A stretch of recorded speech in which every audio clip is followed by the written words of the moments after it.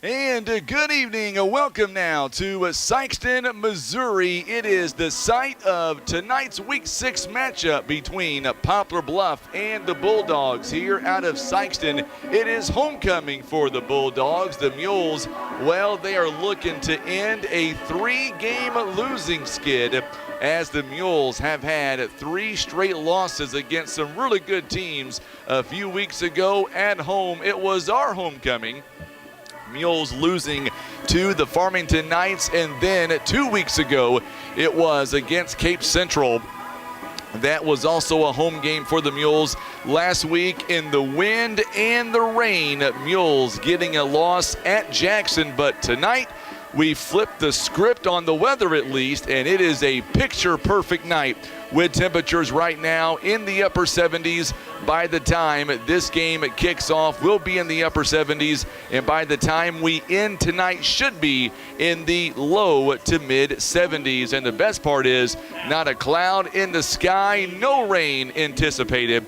We are live here tonight. We've got all of our camera angles ready to go as the Mules are set to take on the Bulldogs here out of Sikeston. Both teams are looking for a win tonight and get back to their winning ways. We are live on Facebook. We are live on YouTube as well. And we are just happy that the weather is going to cooperate tonight to give us a good night of high school football. Here tonight, by the way, we are live on Facebook. We are live on YouTube as well.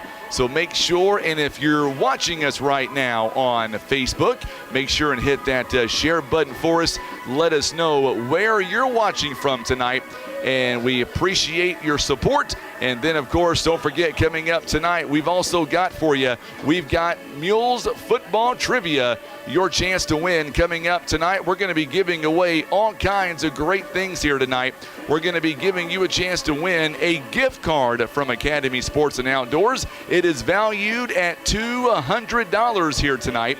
And then, of course, we've also got for you, we're going to be giving away those large family feasts from Pizza and Pizza.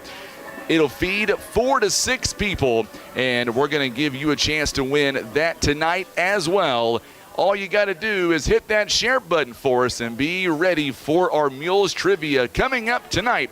And we'll be able to make you a winner tonight with Poplar Bluff Mules football. All right, so let's kind of talk about these two teams a little bit, and then we'll get into our actual pregame with the coach. He is coming up here in just a few minutes. Both teams looking for a big win. The Bulldogs coming in at 2-3 on the season. They are 0-2 in the conference. Meanwhile, the Mules are 1-4. They are 0-3 in the conference. Each team is looking for their first conference win here this season. And by the way, the Mules, meanwhile, the Mules are 10-6 the last 16 matchups against the Sikeston Bulldogs, and they've won 5 in a row. And by the way, during this 5-game win streak, the Mules, by the way, they are averaging over 30 points per ball game during this 5-game win streak. So will that continue tonight? That is the question. Jay Edmondson, got a chance to talk to him yesterday, the Mules QB. He tells me the team is relaxed. They've had a great week of practice, and they are focused like they were back in week 2 when they took on Chaminade on the road. By the way, the Mules' only win came up in St. Louis at Chaminade. Will that happen again tonight? We're going to find out in under 35 minutes when the Mules take the field. They are going back in the locker room as we speak, wearing their away white jerseys with the maroon trim, the maroon numbering.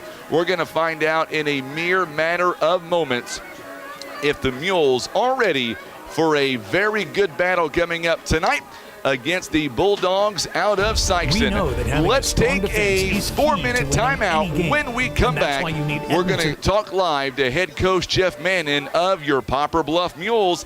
Make sure and drop us a line where you're watching from right now on Facebook. Also subscribe to our YouTube channel. We've got some great things going on tonight with our broadcast, even some big news that we're going to announce on Sunday at 1:30 p.m. I want to announce it now. I just can't.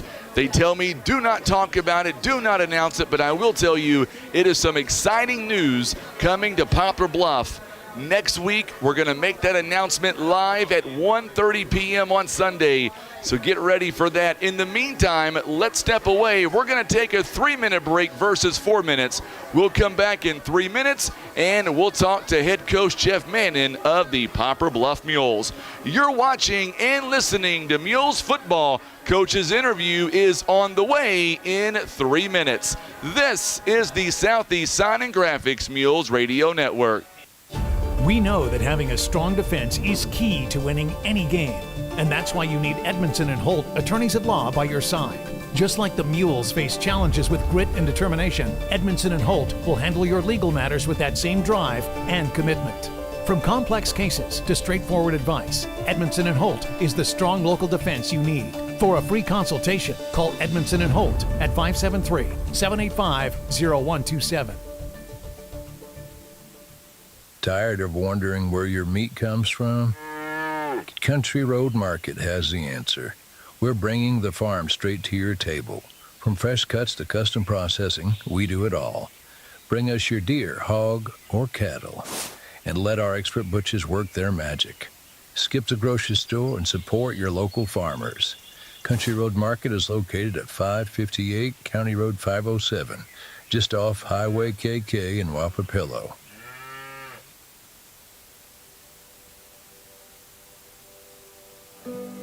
Here at Mossy Oak Properties Mozark Realty, our clients come first. Our team of full-time agents go the extra mile to make sure you are satisfied. At a glance, we are outdoorsmen, but if you dig deeper, you will find real estate experts ready to help you write the next chapter of your life. Contact any of the full-time agents of Mozark Realty at 712-2252 or online at mozark.com. Barker's Towing and Auto Repair. As the name suggests, Barker's does more than just towing. Here at Barker's, we offer a complete line of automotive services, including tires, brakes, alignments, maintenance, and repair. And for our car enthusiasts, you'll enjoy our speed shop for quality performance parts. We are locally owned and look forward to earning your business. And for those times that you need a tow, Barker's Towing is available 24/7 for all of your towing and auto recovery needs. It's Barker's by request, 573-785-7811. Baldwin Toyota presents the benefits of owning a Toyota. Fuel efficiency. Toyota pioneered hybrid technology combining gasoline and electric power for optimal fuel economy. Reliability. Toyota vehicles are known for their durability and longevity, reducing the risk of costly repairs. A strong resale value. Toyota owners are more likely to fetch a higher price compared to similar models from other brands. Experience these benefits and more firsthand at Baldwin Toyota. Pizza Inn wants to know, what's your favorite slice? Is it our classic Supreme and all its warm, cheesy goodness? Or maybe it's the Meaty Max with its perfect combination of flavors and textures. And don't forget the fan favorite chocolate chip cookie dessert pizza, a mouth-watering masterpiece.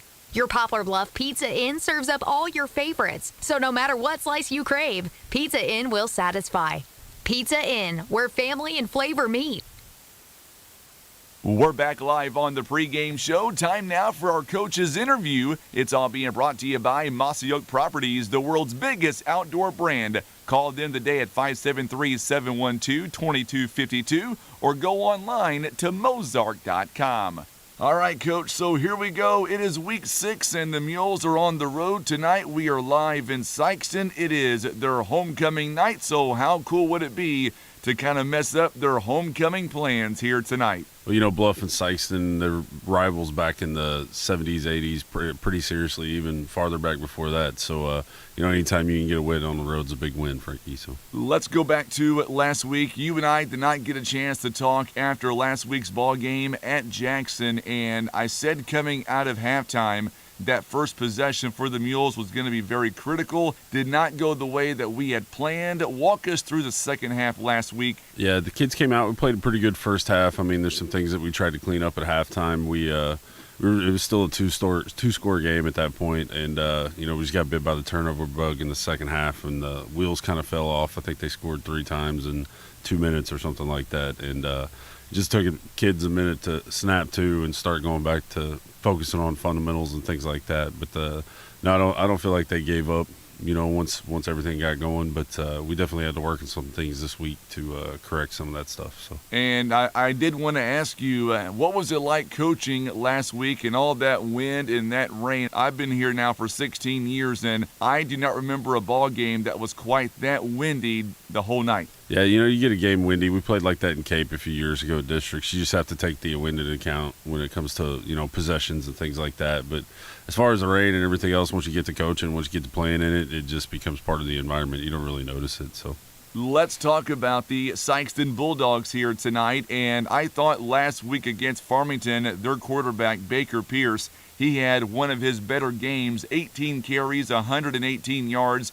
Give me your thoughts on the Bulldogs and how do we match up against them? Coach May's doing a pretty good job around trying to get that program, back up and coming again. He's got like a spread running football attack. They like to kind of dink and dunk it around, take a shot when they can, but they love to run the football, and kind of worked out a little bit for them in the rain and the wind last week against Farmington. And I think as long as we can kind of keep their running game in check and keep the long passes down, I think we'll be a good night. Looking at some of their guys, and when it comes to the running part of things, they've got Kenneth Holcomb, who is averaging 5 yards a carry, and the quarterback, Pierce Baker, is averaging about 5 yards per carry. After that, though, it seems like their running backs really kind of drop off somewhat. Yeah, they're pretty much have a younger team, and they're trying to focus on getting those guys as many touches and things they can do to develop them as much as possible. So they haven't been rotating a whole lot, but they have plenty of athletes over there, and they have the possibility of putting somebody in that can do some damage. Let's talk about our team a little bit in Poplar Bluff, and this week of practice, walk us through what it's been like, and in your mind, which players have stepped up this week to make sure that we end our losing skid tonight in Sikeston. We refocused this week and got down to the brass fundamentals of things, and kind of told everybody, hey, we got to get this thing turned back around. This is a good week to do it. So we've kind of focused on that. We let a lot of our guys play as much JV as we could on Monday to help them start getting game time and get more experience and things like that. And I think hopefully it's going to pay off this week. So. Has it sunk in yet that we are down to our last 4 games of the regular season in your first season as head football coach? Not really, Frank. I kind of take the 1 week at a time approach when it comes to opponents and things like that. So, we focus it on Sikeston this week, and then once that's done, we'll move on to West Plains for next week. So. Let's dive into the Misha District standings. Right now, we are in the cellar, so to speak, 1-4 on the year. So is Melville. If the Mules can win maybe the next 3 out of 4, in your mind, do you see us moving up to possibly a 5 or better yet, maybe even a 4? Yeah, there's a possibility with some of those St. Louis schools. They have a tougher second half of their schedule, and I think we could end up being a 4 or 5 seed, with good possibility if we happen to win out. So. And let's talk about if we do win out, we get to a 4 or a 5 seed. That would put us in line to stay away from Cardinal Ritter possibly until maybe the finals. Yeah, it just kind of depends on where Cape and Cardinal Ritter comes out. If you're that 4 or 5, you play the 1 seed if you in the semifinal if you win that first game. So I don't know. We'll see how it feels, how it plays out. Same deal. We just kind of wait week at a time and see who we got, and we'll prepare from there. All right, Coach. So I know what you're going to say, but give me your keys to victory tonight. What are some key aspects that you want to see the Mules really improve on this week compared to last week? I just want to see our fundamentals of footballs improve. So as long as we can do that stuff and not have turnovers end up causing us to lose our minds, for a little bit, I think we'll be good to go. All right, Coach. Best of luck to you. Go get them, and we'll see you guys afterwards. All right. Thank you, Fergie. You betcha. Coach Chef Manning joining us live here tonight as we count it down between the Mules and the Bulldogs. It is coming up at the top of the hour. Don't go anywhere. You're watching and listening to Mules Football Live on the Southeast Sign and Graphics Mules Radio Network.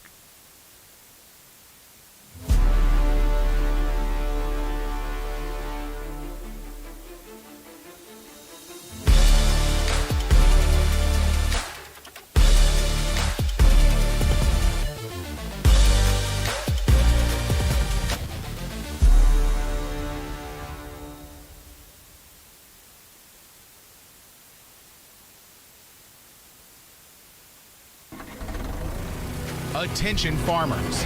Kevin's Auto Repair and Tire is running a farm special on tractor tires until the end of the year. Yes, you heard that correctly. Until the end of the year, Kevin's Auto Repair and Tire carries all the big names you know and trust. They also offer all sizes. No matter what size tractor you have, they can get you taken care of. For all of your tractor tire needs, call Kevin's Auto Repair and Tire at 573-840-5053 and ask for Shannon Bradley. That's 573-840-5053. Insurance decisions shouldn't be a shot in the dark. With expert advice, personalized service, and a wide range of carriers, Ozark Legacy Insurance Partners should be your first choice. We're not just experienced agents, we're your partners. We offer a wide range of carriers for tailored coverage and better rates. So expect a handshake, a chat, and solutions that fit like a well-tailored suit. For auto, home, business, life, health, and even Medicare, make Ozark Legacy Insurance Partners your first choice for insurance. It's our family protecting your family. Poplar Bluff Monument Works is dedicated to care, compassion, and community. For more than 50 years and passed down through generations, Poplar Bluff Monument Works has been an important piece of our community, staying with us in our most difficult moments while we grieve the loss of a loved one.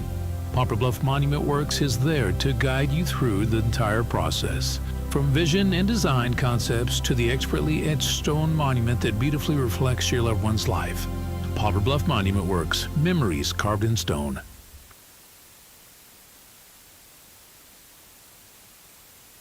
All right, so we are back, and a big shout out again to Coach Jeff Mannon for giving us our pregame interview. As always, he is always so willing to talk to us and give us his thoughts on what needs to happen here tonight for the Mules to get back on their winning ways.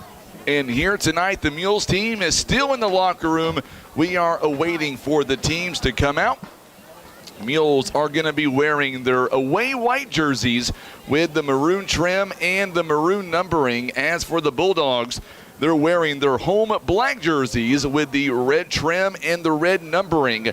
Coming up in just a few minutes, we're going to have our starting lineups as well as our keys to victory here tonight as the Mules get ready to take on the Bulldogs of Sikeston. Poplar Bluff looking to end a 3-game losing skid and continue on a winning streak with the Bulldogs.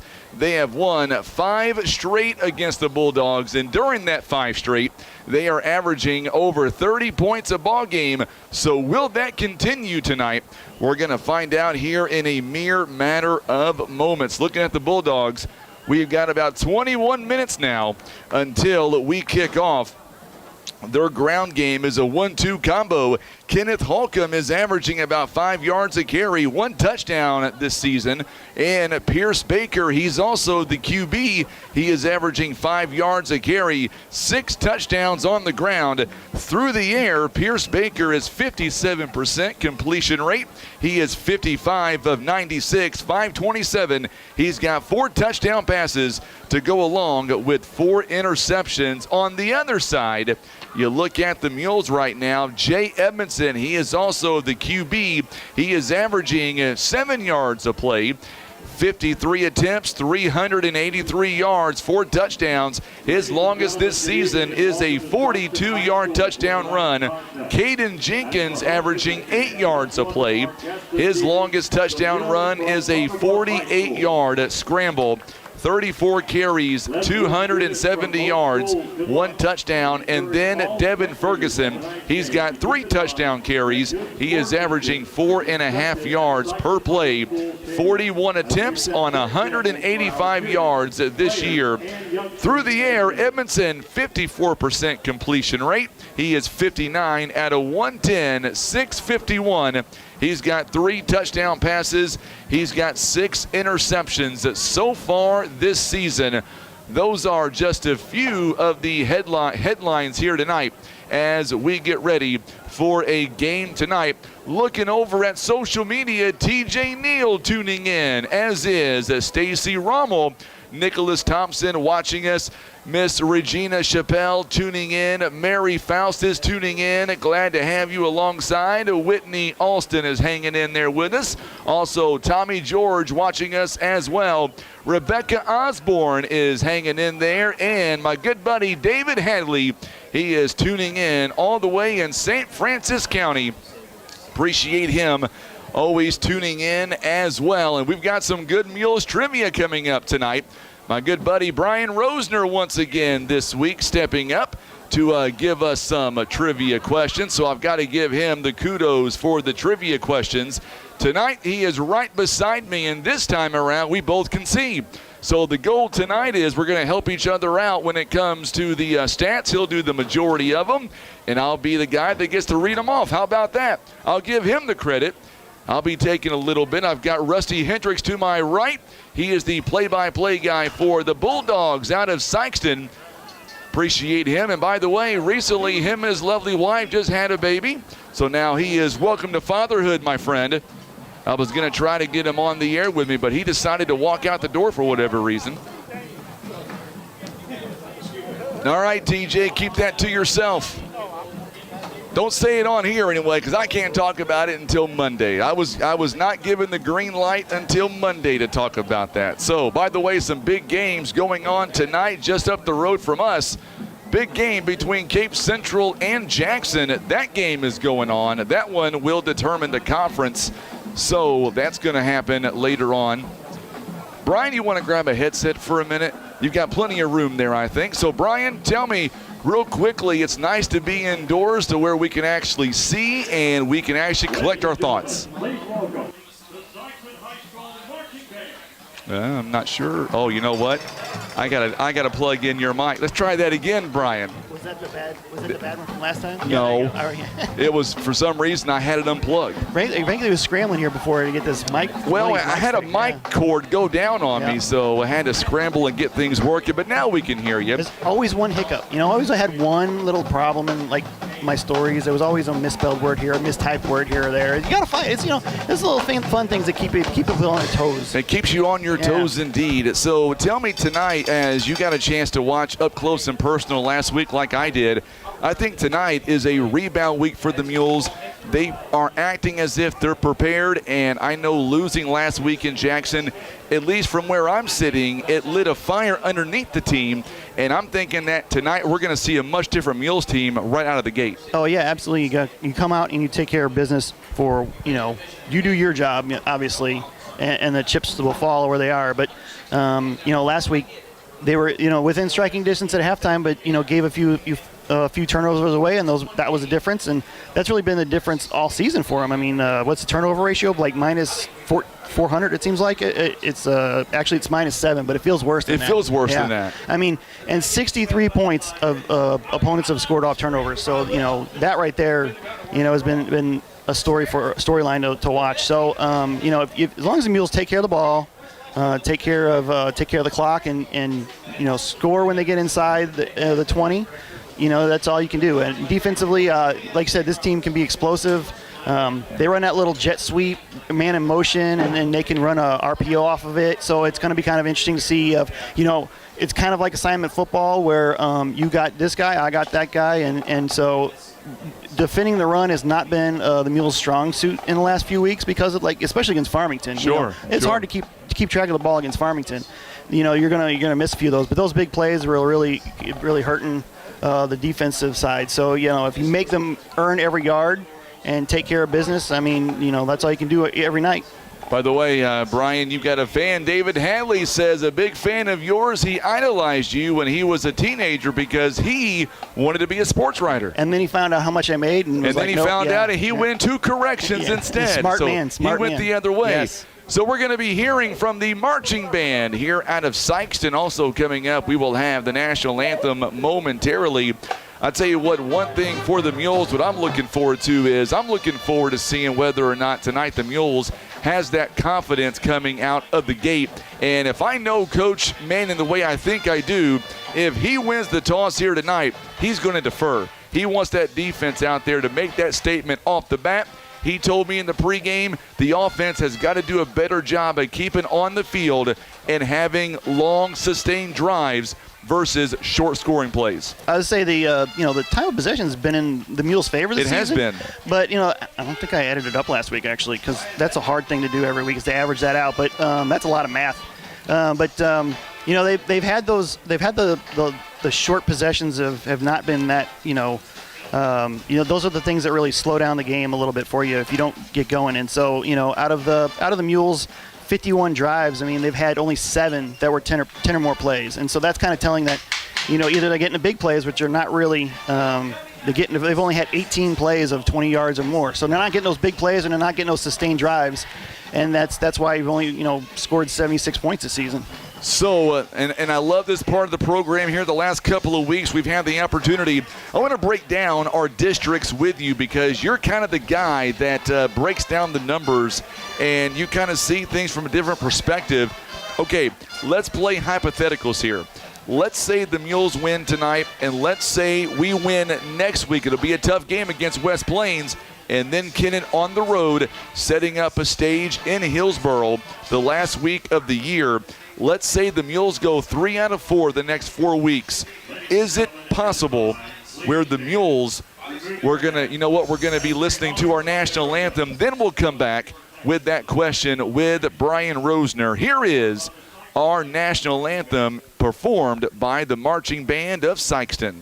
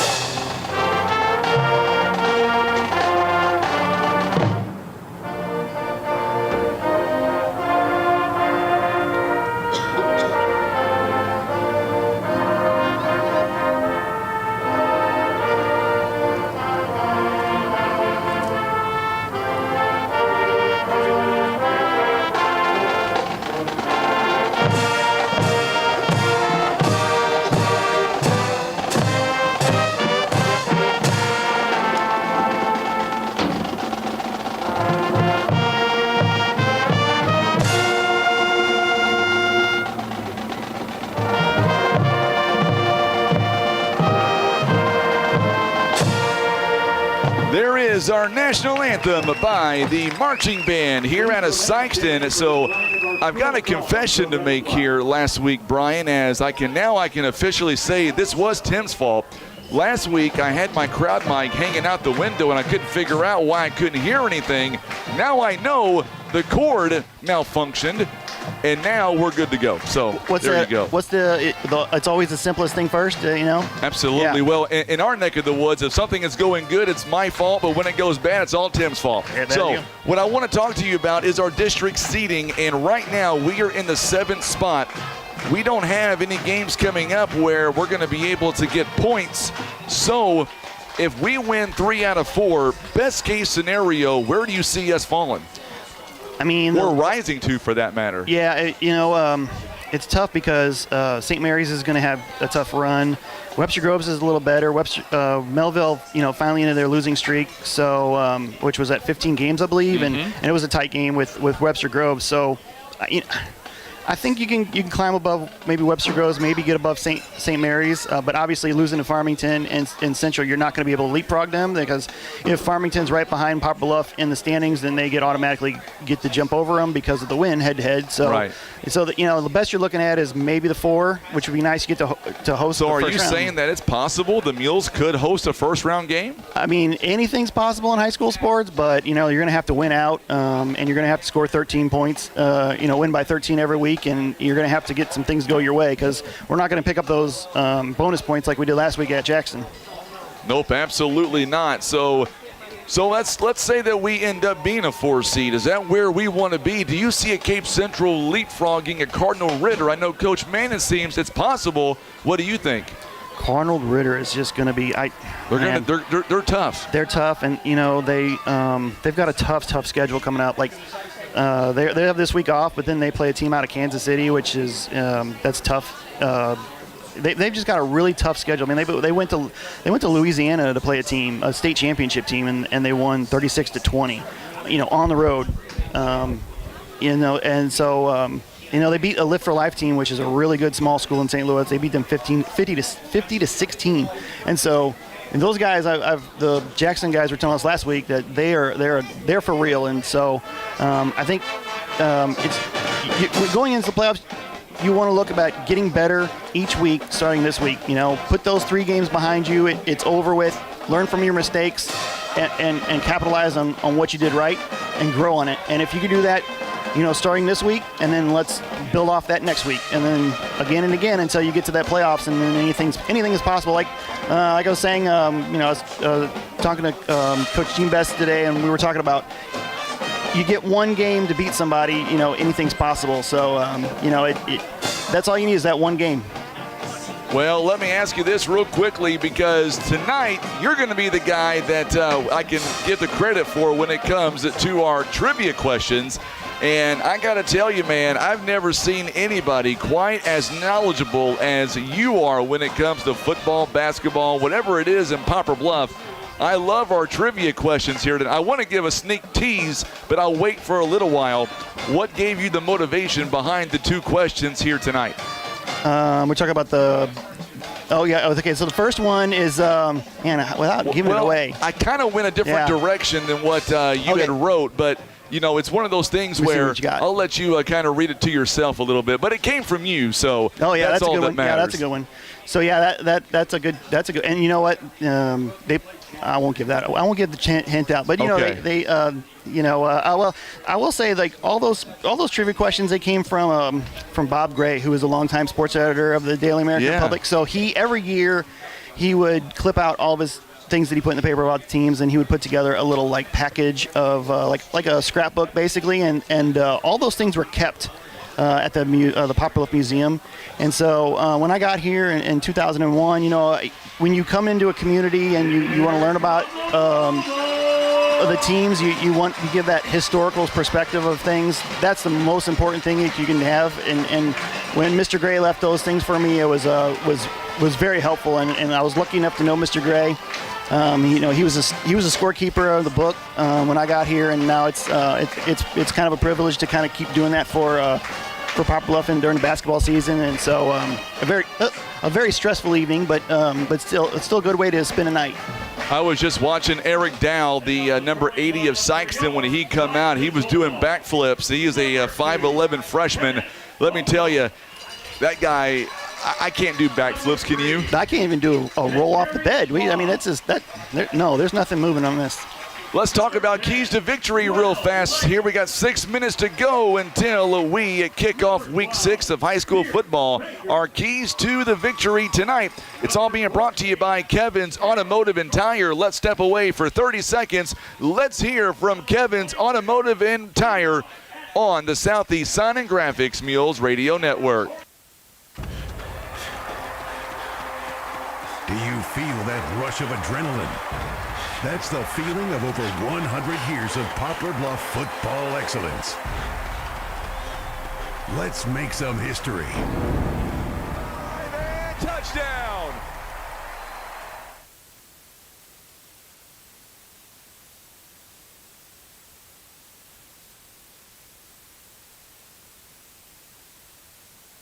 All right, so we are back here live in Sikeston, and let's talk about our keys to victory here tonight.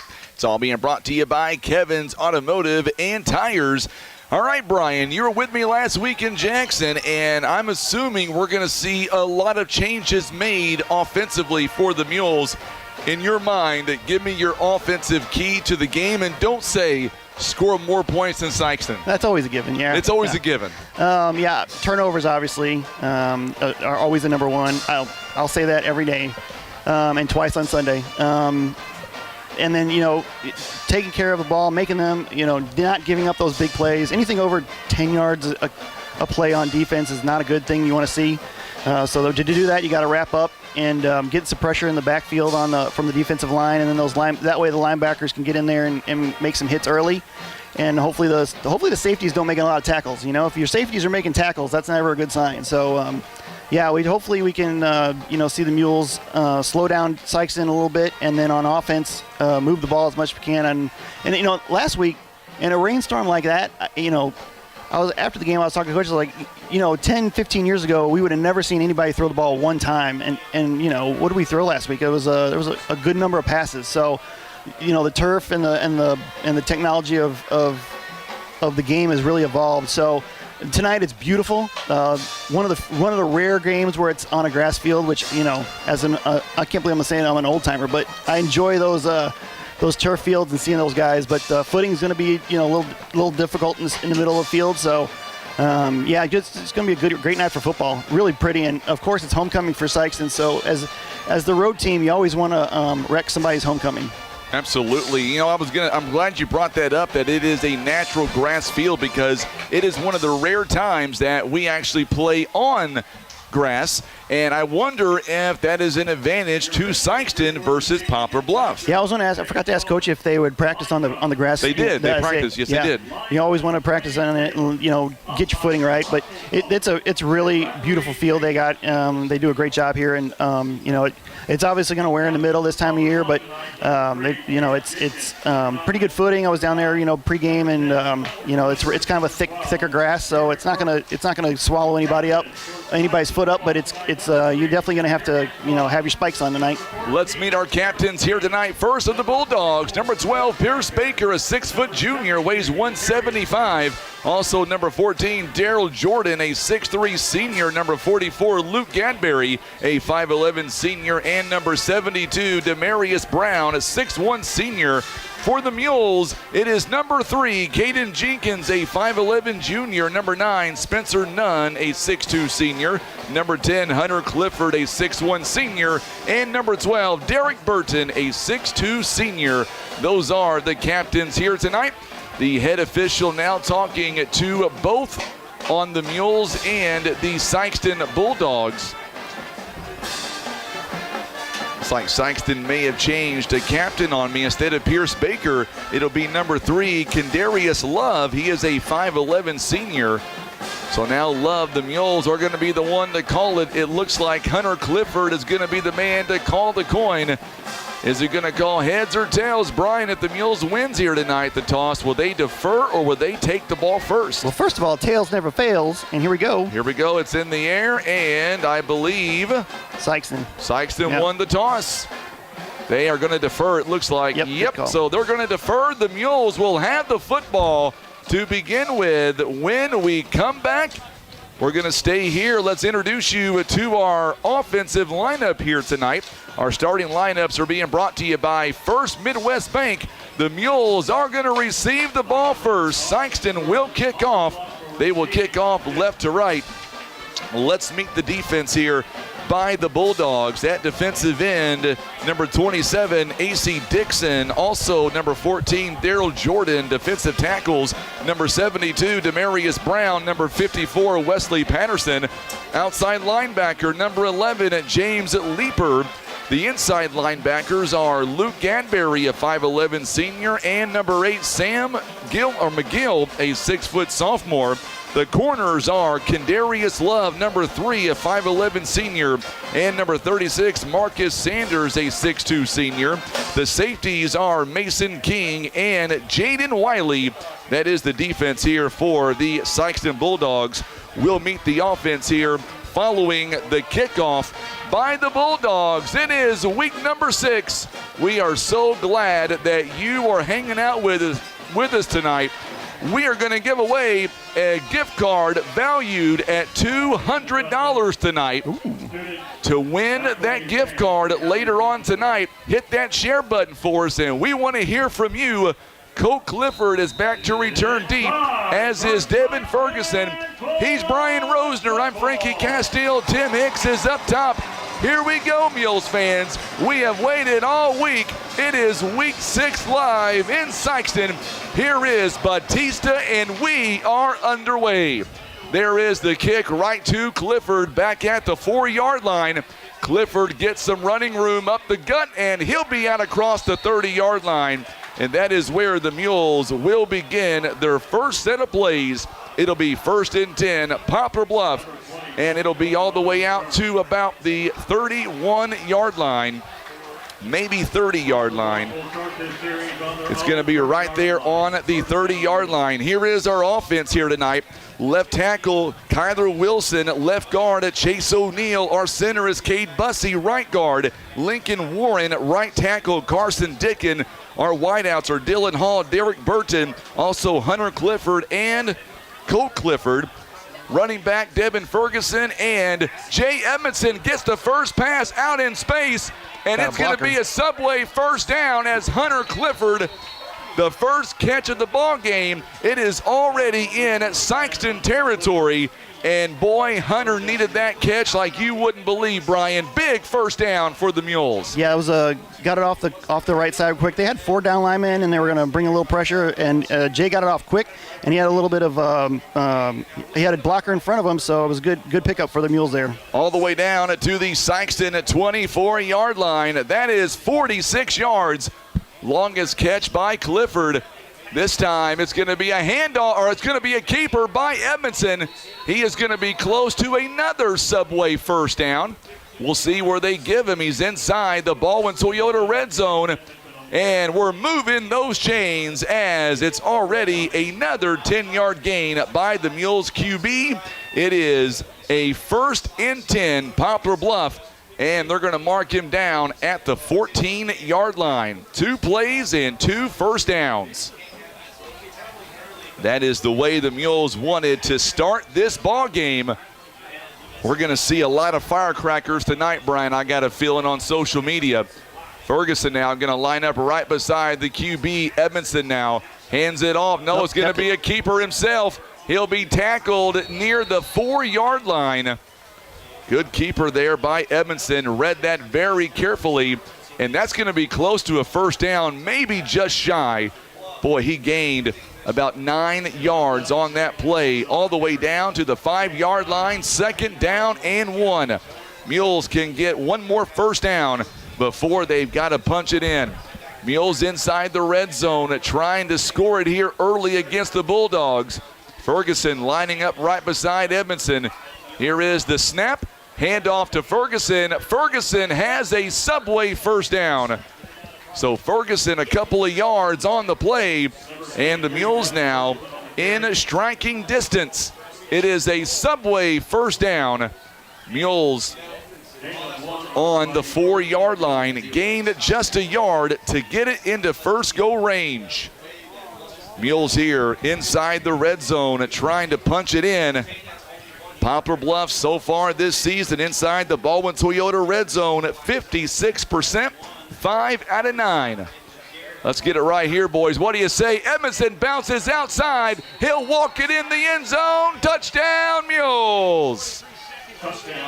So Edmondson able to get inside, and the Mules, and Brian, we talked about that a moment ago. That is the drive the Mules needed to begin this ball game. Yeah, big play set it up. You know, you got the big pass, and then you got a nice little run, and then another big run, and, you know, set up a nice inside run for the first down, and then Jay just read that right off the edge, and we were able to block on the edge to give him a lane to the end zone. The extra point attempt by Hunter Clifford is up. You better believe it. Mules now lead 7-0. Let's hear the booms coming in. We're back in 30 seconds on the Southeast Sign and Graphics Mules Radio Network.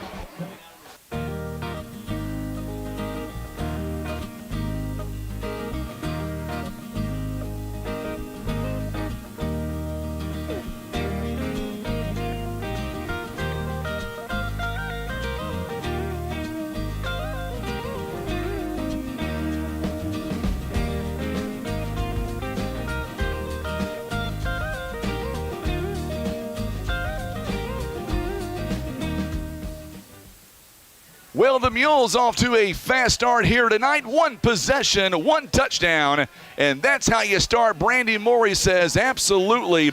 All right, Brian, what did you see on that drive as the Mules marched down the field? That drive did not last too long at all.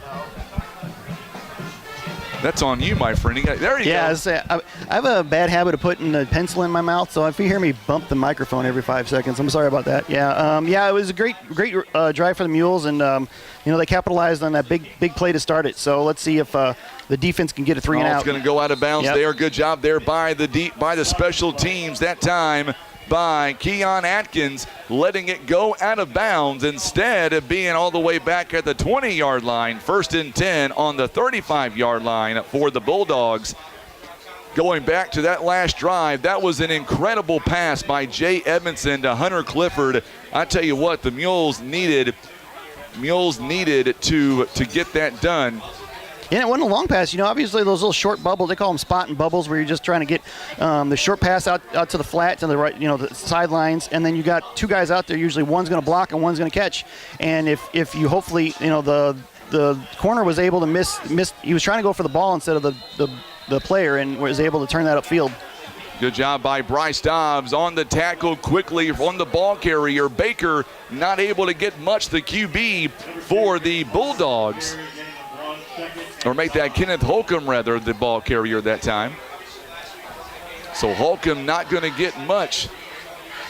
It's going to bring up 2nd down and 10. There's another handoff. This one got some space out in front. Love runs in to J.R. Lathan.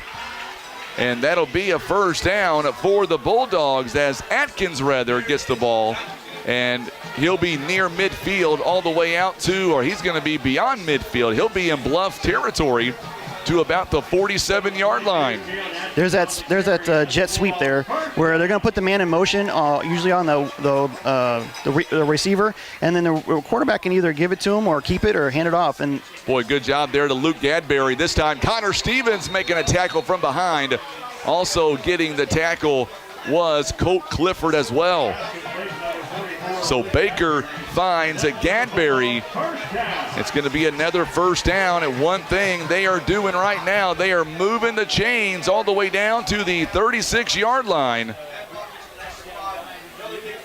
Another 1st down for the Bulldogs. They are moving. They're going left to right. Another handoff. This one goes to Holcomb. And boy, what a good tackle by Lincoln Warren. Warren this time was not letting Holcomb anywhere near open space.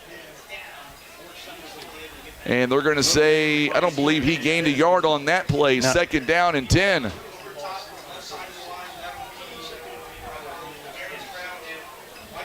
$8:37 to go here in the 1st quarter.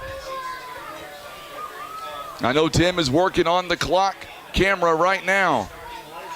This going to be a pass downfield. It's going to be picked off by the Mules, and Colt Clifford, I tell you what a great job by Clifford. Mules have it 1st and 10 around the 15-yard line. Yeah, he was sitting in center field there and just eyed the quarterback, and he had a man open. It just kind of sailed a little bit on him, and Colt was over there to pull that down quick. It'll be on the 16-yard line. Mules coming back out, 1st and 10. Big takeaway there by the Mules defense. We talked about that during the pregame, is the Mules defense had to step up. 8:24 to go here in the 1st quarter. We've got our first trivia question coming up. Here is the handoff to Ferguson. Ferguson gets some blocking. Good job there by the Mules. And they'll get it all the way out to about the 21-22 line. So Ferguson gets it to about the 22, a 6-yard gain. It is 2nd down and 4. 2nd and 4 now as the Mules, Cape Central already leading off their ball game. That'll be a fun one to listen to. I was going to say, thank you, Rusty, taking care of me. I was just fixing to text our crowd saying it was 7-0 Mules, and he beat me to it. Edmondson now. We have a lot going on here in the press box. Back to throw. Edmondson's got a man out in space. It is Dylan Hall. Hall's got a Subway 1st down. And that's what the Mules need right now. The receivers getting open, making those catches. Dylan Hall has made catches like that his entire career. It is 1st and 10, a Subway 1st down on the 31-yard line.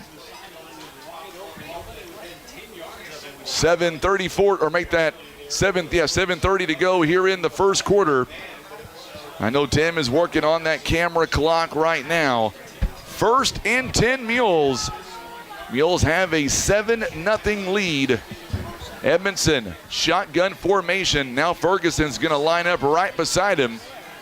We'll see what the Mules offensive line can do. They're going to hand it off to Ferguson. Ferguson gets up. Good job there by the Mules. I believe that was Bryce Dobbs to make that tackle, or to at least get out ahead of him. No, it's going to be Xavier Jones, rather. Also, good little spin move by Ferguson there to avoid the tackle and get a couple extra yards. Kyler Wilson also making a big play there, all the way out to the 40-yard line. Second down and very short. Playing with house money here. Yes, he is. Edmondson gets it outside to Logan Slack. It'll be another Subway first down. Mules inside of Sikeston territory. Slack able to get above midfield all the way down to the 49-yard line. You know who's tuning in tonight, Brian? I am happy to say Grandma Jackie tuning in tonight, back on W Highway. Last week just didn't feel like the same without Grandma Jackie tuning in. Hopefully she brings us some good luck this week. I hope so. Yeah. Xavier Jones with the handoff. He's got the run now. He's going to be around the 45-yard line. He'll be short of a first down. So Xavier Jones getting the ball this time, and he'll get to the 40, maybe 44-yard line. Nice gain on first down, second down and about 5. Yeah, Mule's doing a good job of, making it second and short, third and short. And, a lot more options when you're second and short, third and short than second and long and third and long. You ain't kidding. Second down and 5. We've got our trivia coming up. It is 5:30 to go here in the first quarter. 5.5 minutes. Mules lead by 7. There's a handoff to Ferguson and another Subway first down. He is still going, and he'll be just inside the 30 to about the 27-yard line. Good run. He made a guy miss, and then got a little at least 5 to 7 more yards, just dragging guys down. Actually 28-yard instead. Big first down run, another Subway first down. This one goes for 16 yards. Mules here marching down the field, going right to left. They lead at 7-0, under 5 minutes to play in the first quarter. Edmondson outside to Slack again, and he drops it. Boy, he was falling to the grass as soon as he made the catch. Turf Monster got him on that one, maybe. You ain't kidding. Oh, they're going to say he gained a yard. They're going to say he made the catch. Yeah, must have slipped. Yep. Was that Logan? That was Logan Slack, number 6. So they're going to give him the credit for the catch. Yeah, I already put down it was incomplete. So did I. Yeah, got a yard. Now our crowd here tonight is happy that Grandma Jackie is tuning in tonight. It's going to be a good night. Mules are up ahead 7-0, and they're driving just outside the red zone. 2nd and 9. Edmondson in the pocket. He's going to throw downfield. He's got a man there. It is caught. Another Subway first down. What a catch by Dylan Hall. The Mule center fielder doing it again. Yeah, and he had 2 guys, and Jay just right in the middle of those 2 guys. Inside the Baldwin Toyota red zone, all the way down to the 8-yard line. Mules again trying to make it 2 for 2 in the red zone.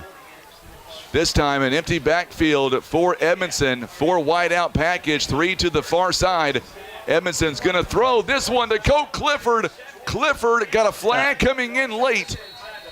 So we'll see this one maybe coming back here, Brian. Hey, when you got your hands up, like I didn't do anything, and you might have done something. You might. Maybe you're right. Yep. But that was a great pass, though, to Colt Clifford. He made the defense miss for a moment. Yeah, and again, looks like I don't know if the linebacker or somebody's cheating, trying to pick it off and run it back.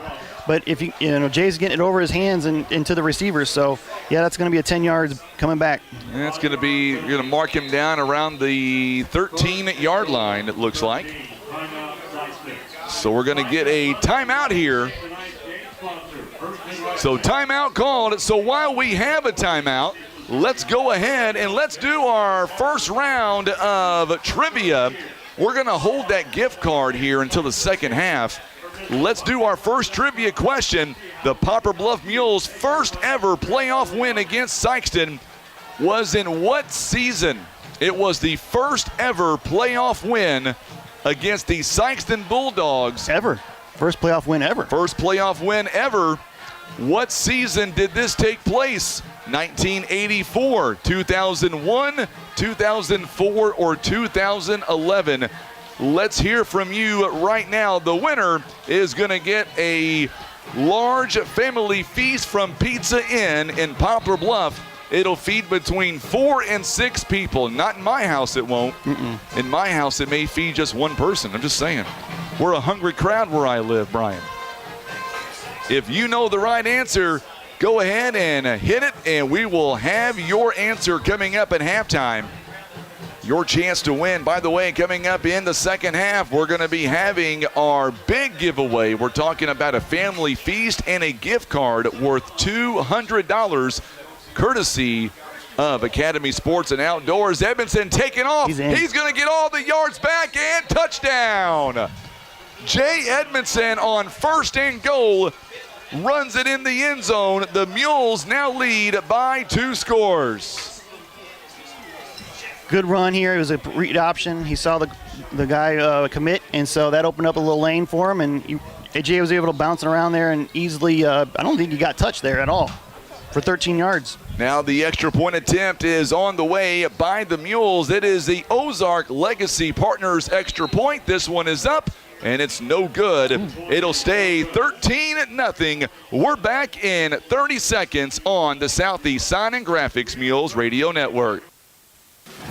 Russian Towing and Automotive is here to help. A cracked windshield or unexpected car trouble? Russian Towing has you covered. Since 1956, the Russian family has been dedicated to keeping our roads safe. Now Russian's Towing offers comprehensive auto repairs, on-site windshield repairs, and full windshield replacements. Whether it's a cracked windshield, an oil change, unexpected car trouble, or you need a tow, it's Russians to the rescue at 573-785-6349. So the Mules on that takeaway, Brian. Just a couple of quick little facts here. The Mules pick up 6 more points. Now they lead by 2 touchdowns.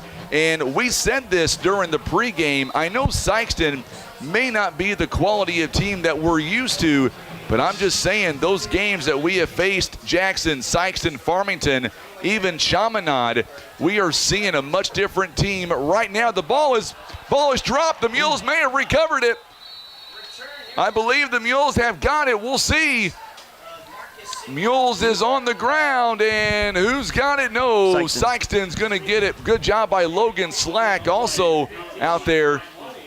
Caden Johnson, nearly a big takeaway there for the Mules, Brian. Another one. Yeah, another one. I'd say they capitalized on the first turnover, and so, now we just almost got a second one there. So now it is a 13-0 lead. Sikeston, they will have it 1st and 10 on their 20-yard line. That is where they will take over down 2 scores. Going to pitch outside. Mules this time. Bryce Dobbs in on the tackle.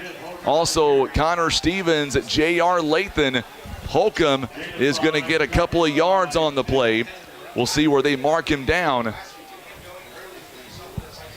And I believe he picked up about 5 yards. Good gain on 1st down. It's 2nd down and 5.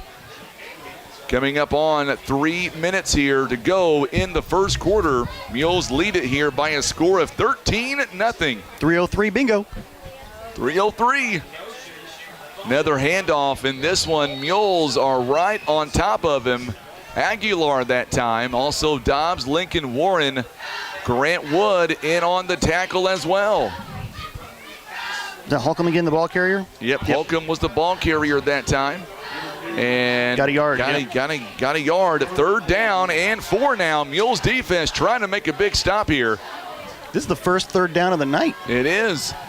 Baker, he's going to pass. He's got a man out there in space, and what a job by Dylan Hall. I believe it's enough for a 1st down. It will be a 1st down. Boy, I tell you what, even though it was a 1st down, you got to tip your cap that time to Dylan Hall as he made the play on Kendarius Love the moment that he made the catch on the 34-yard line. Yeah, no yards after catching that one. No, sir. Mules defense not giving up. 1st and 10. First Sikeston. Couple of 1st downs already for them. They're down 13-0. This one a pitch outside. This one to Holcomb. Good job there by Connor Stevens as he runs him out of bounds. We'll see where they mark him down. It's going to be on the 38-yard line, maybe, 37. Gain of 4. Gain of 4, 2nd down and 6. 2nd down and 6 now. 2 minutes to go here in the first quarter, and we've got a whistle here. Going to be a false start against the Bulldogs. Looks like they didn't line up correctly there on the edge. So now instead of it being 2nd down and 6, it'll end up being 2nd down and 11. Kind of negates that nice run there on 1st down. It does. Boy, nice crowd tuning in tonight on social media. Let us know where you're watching from tonight. Baker now going to throw. Good job pressure-wise by the Mules. Alexander Larkins and Dylan Hall, both in tight coverage. 3rd down and 11. Yeah, good pressure from the defense there to make them force that pass. And then they were showing blitz on that play. Yep. I'll tell you what, the defensive line so far, tip your cap to them. Talking about Dobbs, also Aguilar and Grant Wood, Alexander Larkins. 3rd down and 11 here for the Mules. Baker gonna throw again outside, and what a job by Caden Jenkins. Holcomb made a one-handed catch, and Jenkins says, "You're going nowhere, my friend." Big play there on defense. Good stop. And I believe it's going to be a loss of yardage too. It's going to bring up 4th down. Mules defense doing it again, all the way back at the 30-yard line. A loss of 3 yards. 4th down and 14. Miss Chappelle is tuning in from the stands in Sikeston. Steve Frey is tuning in. He says, "Hello, Brian." Hey, how you doing? Ed Norton is tuning in as well. Mr. Norton. He calls it the Frankie and Brian show. It should be the Brian and Frank show. Alphabetically, yeah, I like that. I like that. I knew you would, Brian. Yeah. At least he didn't call it the Brain and Frankie show. Gadberry back to punt here. We're going to get a whistle here. A timeout called by the Bulldogs. 2 timeouts remaining. Real quickly, while we have just a moment here, Mules lead 13-0, 1:04 to go. I know we're talking about football here, but I do want to say one thing. I want to send out my condolences. I'm sure you do as well, Brian. This morning about 8:30, 9 o'clock, we all heard a massive explosion in Butler County, and unfortunately 2 people didn't make it. So I want to spend this time and send out my condolences to the family of the ones that were deceased here this morning. It was a tragic incident, and I want to praise our first responders. When the call came in, they come right out, and they were there within seconds. And it was just a really unfortunate incident that's still under investigation, but our thoughts and prayers are with them. Yeah, very scary. 4th down and 14.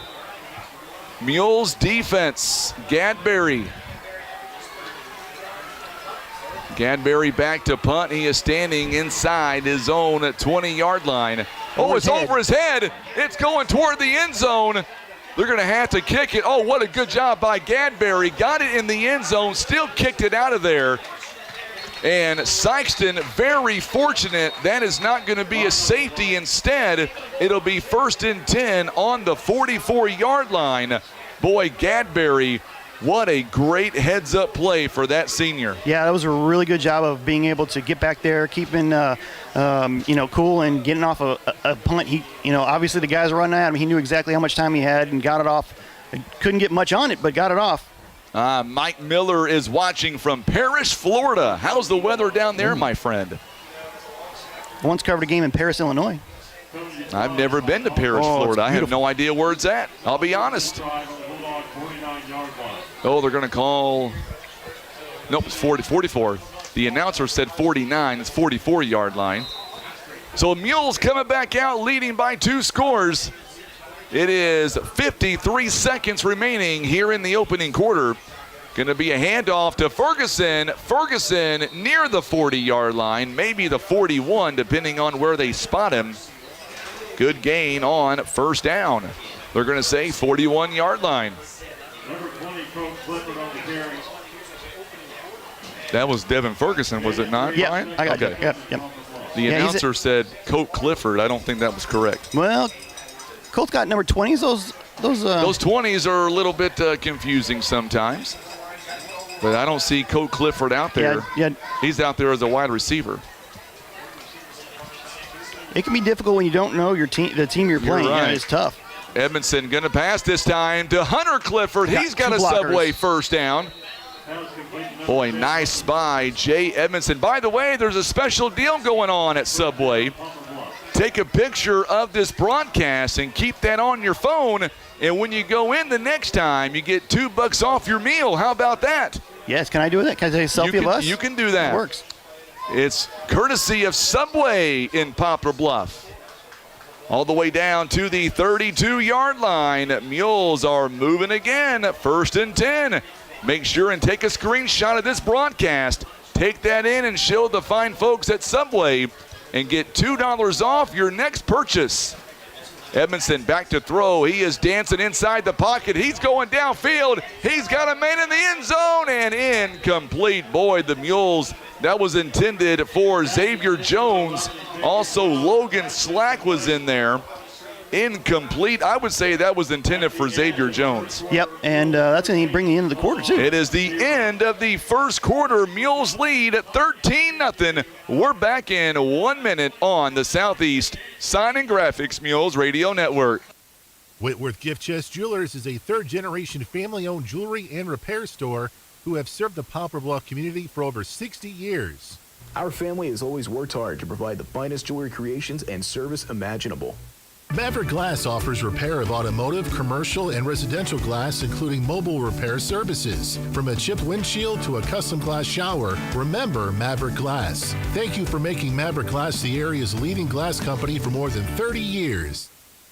Imagine playing sports, reading, or driving without needing contact lenses or glasses. The eye LASIK procedure at Eye Care Specialists could be the answer to help you improve your vision. Call Eye Care Specialists to schedule a free screening.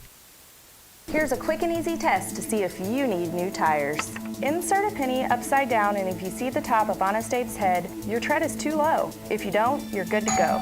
So when it's time for new tires, remember Christian Automotive and Tire, keeping you safe on the road. Our ball game here tonight brought to you by First Midwest Bank, Kevin's Auto Repair, PB Realty, Legacy Farm and Land Specialists, Whitworth Gift Chest Jewelers, and brought to you by Russians Towing. Mules now switching sides. Edmondson back to throw, and boy, good job by the Bulldogs that time. They were going to wrap him up. Daryl Jordan is going to be the man to wrap him up this time. It is 2nd down, or make that 3rd down rather. Yeah, Mules' first 3rd down they faced. They lose 8 in that one. Yes, they are. Edmondson.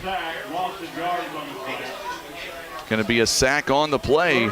I was just about to say the Mules have been averaging 10 yards a snap that first quarter, and that was their first hit for a loss tonight. 3rd down and 18. Jackson leads 7-6 at the end of 1. Or correction, in the first quarter, rather. So that one's for all the marbles in the north this year. You're not kidding. Yeah. I'm glad I'm not there, to be honest with you. I'm sure it's going to be fun. Edmondson back to throw. This one incomplete. It was intended for Derek Burton. Incomplete, so it's 4th down and 18. I would assume the Mules now will come out and punt the football away. It's one of those in the middles, you know. I mean, you got enough, you got a cushion, and, you know, you're midfield. I mean, there was not much to lose here. Nope. Let's see where's let's see what they line up as. Missing guy? I think Hunter's going to punt this football away. Yeah, it's going to punt it away. Yep. Yeah, well, Edmondson's coming back out now. Well, he always is the back man there. Yeah. To block, and that's why, and he's also there to kind of give them a little bit of a look, because now they're going to adjust to think there's going to be a run. Oh, it's a low snap, very low snap. Oh, Clifford, good job, gets it away.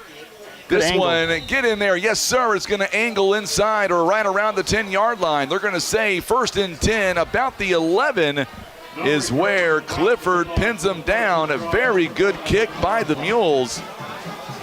And the Mules now, the defense, doing their job. It'll be 1st and 10 on the 11-yard line. Got a little geography lesson here about our good friend there in Florida letting me know. parishes between St. Pete Beach and Bradenton, south of Tampa. Thank you so much.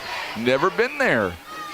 1st and 10, Sikeston down by 13. There's a handoff. Oh, good spin move for a couple of more yards, and Connor Stevens says you may have got through one, not going to get through another. Who's ball carrying that? I'm sorry. Oh, number 22, Keon Atkins. Too many twos out there tonight. Atkins with the, I'll tell you what, last week at this time, our binoculars was not doing anything. No help. No help. No help at all. Yeah, I'm right in the middle of a post. There is another handoff. This one goes out to Holcomb that time. After a 4-yard gain on 1st down, Holcomb this time, he'll get a couple of more yards. See where they mark him down. I believe he's going to be right at the 20-yard line. 3rd and 1. So 3rd down and 1 for the Bulldogs. Mary Fowl says, let's go Mules. It is 10:21 to go here in the first half. Mules lead by 13 points. Mules defense trying to get off the football field. Baker now, and we're going to get a whistle, and what do we have here? I think a flag has come out. Yes, it is. Didn't set or illegal formation. So now it's going to bring them back 5 yards, so a 3rd and 1 makes it 3rd down and 6. Where do you have the 3rd down conversions right now, Brian, for the Bulldogs? They were 1 for 1. 1 for 1 so far. It was 3rd and 1. They're going right to left. By the way, Ron Withrow watching us tonight. Dobbs is going to get a big sack. Boy, Dobbs would not be denied. Grant Wood follows suit, and that's a huge play by the Mules defense. Yeah, and pins them all the way back there, too. So now they're going to punt from their end zone. They're going to have to punt from the end zone. Dobbs breaking through. And they're going to mark him back all the way on the 7-yard line. A loss of 8 yards on the play. A 3rd and 1 now turns into a 4th and 14 following the penalty and then the sack. Yeah, and after a good snap this time, though.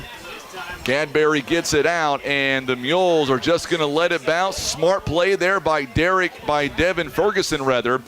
All the way on the 50-yard line. That is where the Mules will take over. 9:16 left in the half. That was a very good kick by Gadberry that time. So now the Mules will have it 1st and 10. They've got to go 50 yards. Our ball game tonight being brought to you by our good friends at Mossy Oak Properties, Poplar Bluff Monument Works, Village Express, Pizza Inn, Barker's Towing and Auto Repair, Country Road Market. Also being brought to you by Subway, Christian Automotive and Tire, Eye Care Specialist, Larry Hillis Dodge, Air Solutions, Evanston and Holt Attorneys at Law, Maverick Glass, Senator Bean, and Ozark Total Healthcare. Our Mule sponsors for this season. Take a snapshot of this broadcast. Prove that you're watching. There's a handoff to Clifford this time. Clifford gets a block. He's got a Subway 1st down and much more. Clifford, great job that time. And this time, Clifford gets a huge gain on 1st down. It is a Subway 1st down. There you go, Tim. I see a drone hanging out there near the 20-yard line. I believe we have an injured player. Yep, we got a Sikeston player on the track, probably slipped a little bit. They're going to mark him down. I believe that's the 24-yard line. That was a very nice run by Colt Clifford for the Mules. That one's going to go 26 yards. And now we're going to get a timeout here. Is it an official's timeout, or was that a timeout called by the Mules? They're still working on the player. He's coming out. I think it's going to be official's timeout for the time being. So the Mules here, folks, leading by 13 points. It is an official's timeout. See who that injury was on. Injury was going to be on at number 6, Caden Gates. Gates is a 5'9 senior, weighs about 145. Remember that trivia question hanging out there. Poplar Bluff Mules' first ever playoff win against the Sikeston Bulldogs. It happened in what season? 1984, 2001, 2004, or 2011? Winner gets to feed me and Brian pizza from Pizza Inn. Nice. Nice, he says.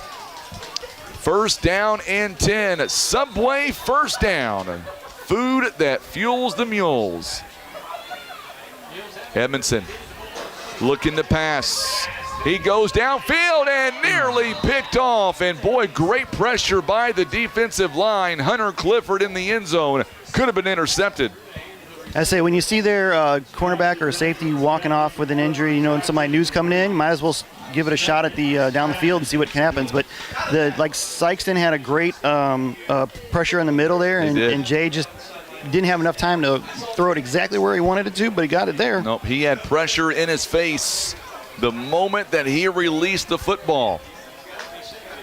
Edmondson, second down and 10 to go, 24-yard line. Handoff to Jones. Handoff, yeah. Boy, that was a nice move to Xavier Jones, and he's going to be taken down. Marcus Sanders Jr. with a big tackle that time. Sanders with a huge stop. Mules facing a long third down here. So Jones is going to get tackled, and he'll lose about 3 yards. He is back at the 26.5-yard line. So they're going to say he lost about 2 yards on the play. So third down and 12. I would say here, Brian, you're 4 down territory, right? Yes, absolutely. Unless you want to kick it. You got 4 downs. 4 downs to possibly get 12 yards. Edmondson wants all 12 right now. He's got time. He's going to have to get rid of it. Boy, Sikeston, that changes everything. Second sack of the ball game for the Bulldogs defense. There is a flag down. So we'll see. I'm going to go with let's decline that and take the yards.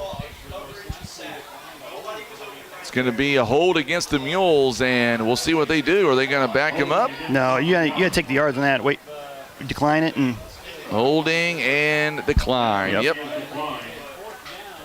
Because right now you got 4th down in a country mile.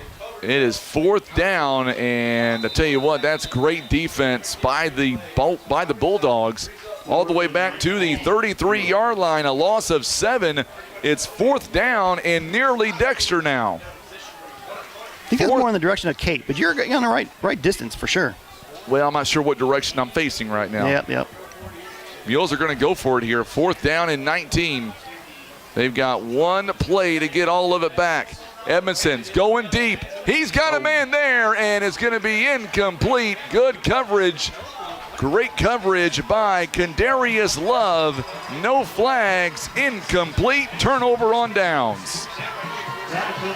That was great coverage by the defense there by Sikeston. That was. He had the inside leverage on it, but the defender was able to get up there and make at least an attempt at swatting it away. And the Mules, had a nice short field there for the second time in a row, and were able to punch it in.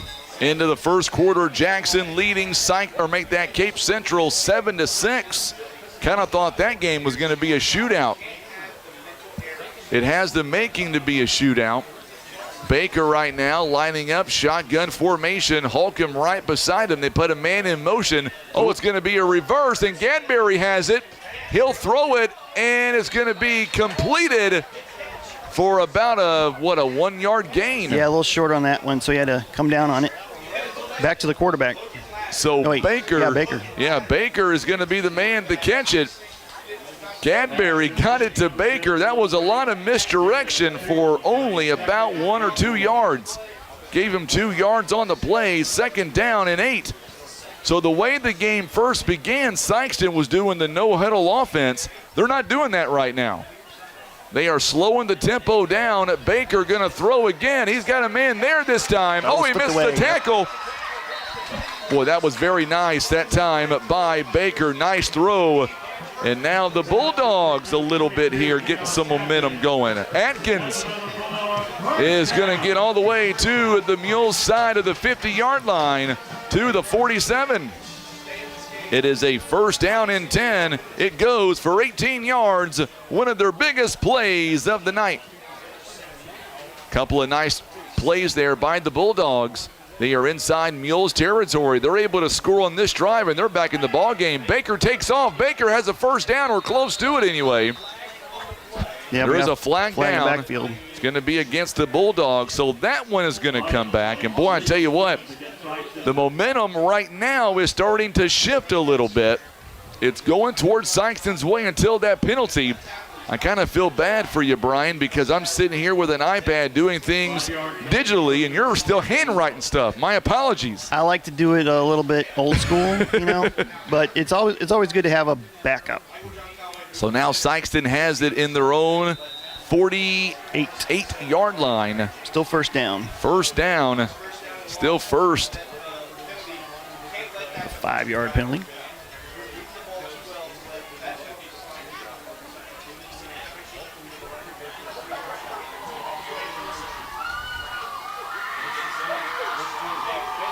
So now make that the quarterback. He dives forward to about the 45-yard line. Dives to the 45.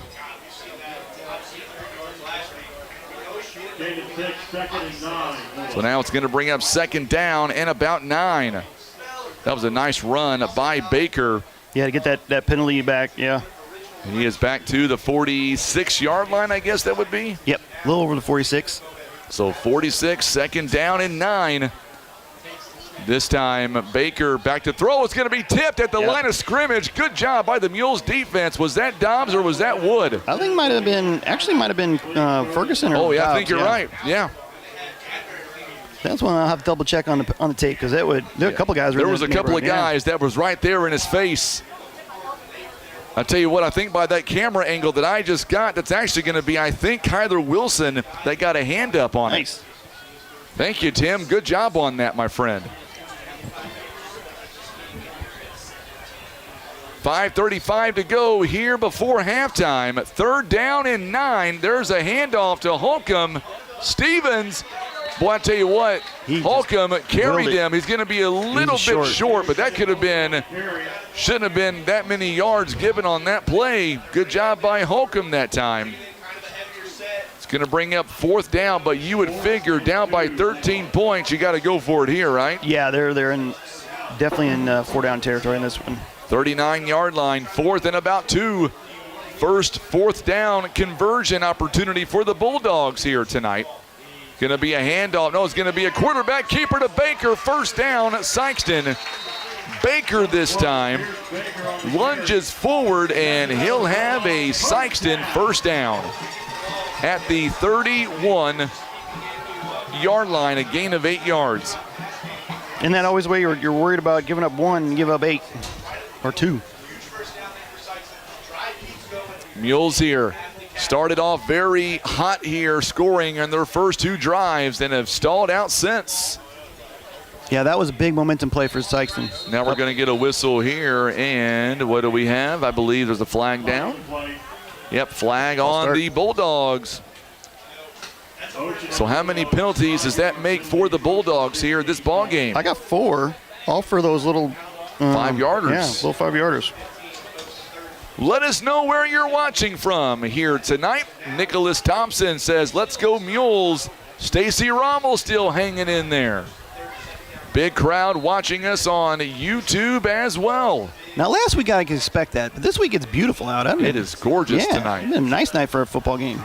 One of the better Friday nights we've had in a long time. Baker, quarterback keep. It's going to be a quarterback keeper. Larkins in on the stop, as is Lincoln Warren. Good job on Mules defense not falling for the handoff there. They stuck to their assignments and had 3 guys on the ball, actually, so good adjustment. I think he may have lost a yard for sure. I was going to say, 37-yard line now. Not a sack. Nope, just a 1-yard loss. There's he's going to pass to Gadberry, and then he's back over to Holcomb. They do it again. They've got 1 man to beat. They're going to score. Oh, my goodness. Gadberry does it again. Holcomb was wide open, and he will score the touchdown at 37 yards out. Yeah, a little backwards pass to get him open. Everybody's looking to the near side, and the guy's wide open on the far side there. Mules got caught napping on that one a little bit. 4:17 left in the half. And now the Bulldogs are an extra point away. Marcio Bautista coming in. Oh, it's going to be a missed snap.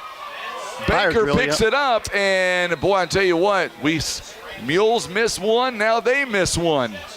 It is now a 13-6 lead. We're back in 30 seconds after we hear from Country Road Market on the radio on the Southeast Sign and Graphics Mules Radio Network. Tired of wondering where your meat comes from? Country Road Market has the answer. We're bringing the farm straight to your table. From fresh cuts to custom processing, we do it all. Bring us your deer, hog, or cattle, and let our expert butchers work their magic. Skip the grocery store and support your local farmers.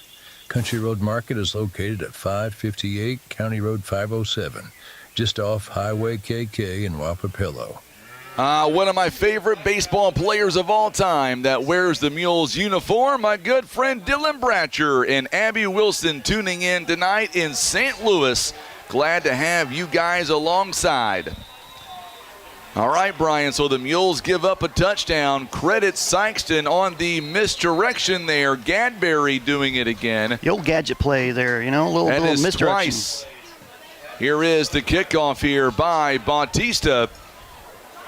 Going to be taken at the 10-yard line for the Mules. Getting some space out in front. Still on his feet. Yep. Boy, that was a great return by the Mules. Colt Clifford all the way in Sikeston territory to the 48-yard line. That is what the Mules needed right there. Get some of that momentum back on their side. Yeah, 42-yard return. Good job there. Wait a minute. May have been a flag on the play. We're coming back. We're going to hold. Back. Yeah, we got to hold. There's the flag. It is all the way near the 33-yard line. Didn't see it at first. Well, I appreciate Tim hitting that Barker's towing and auto replay or auto repair instant replay, but it's going to come back. Boy, I like the fact that we don't have the rain to deal with. Tim's doing a great job on the camera up top. I say nobody's probably happier than that than Tim. I was going to say, yeah, last week was just horrible conditions. Mules have it 1st and 10 on the 23-yard line.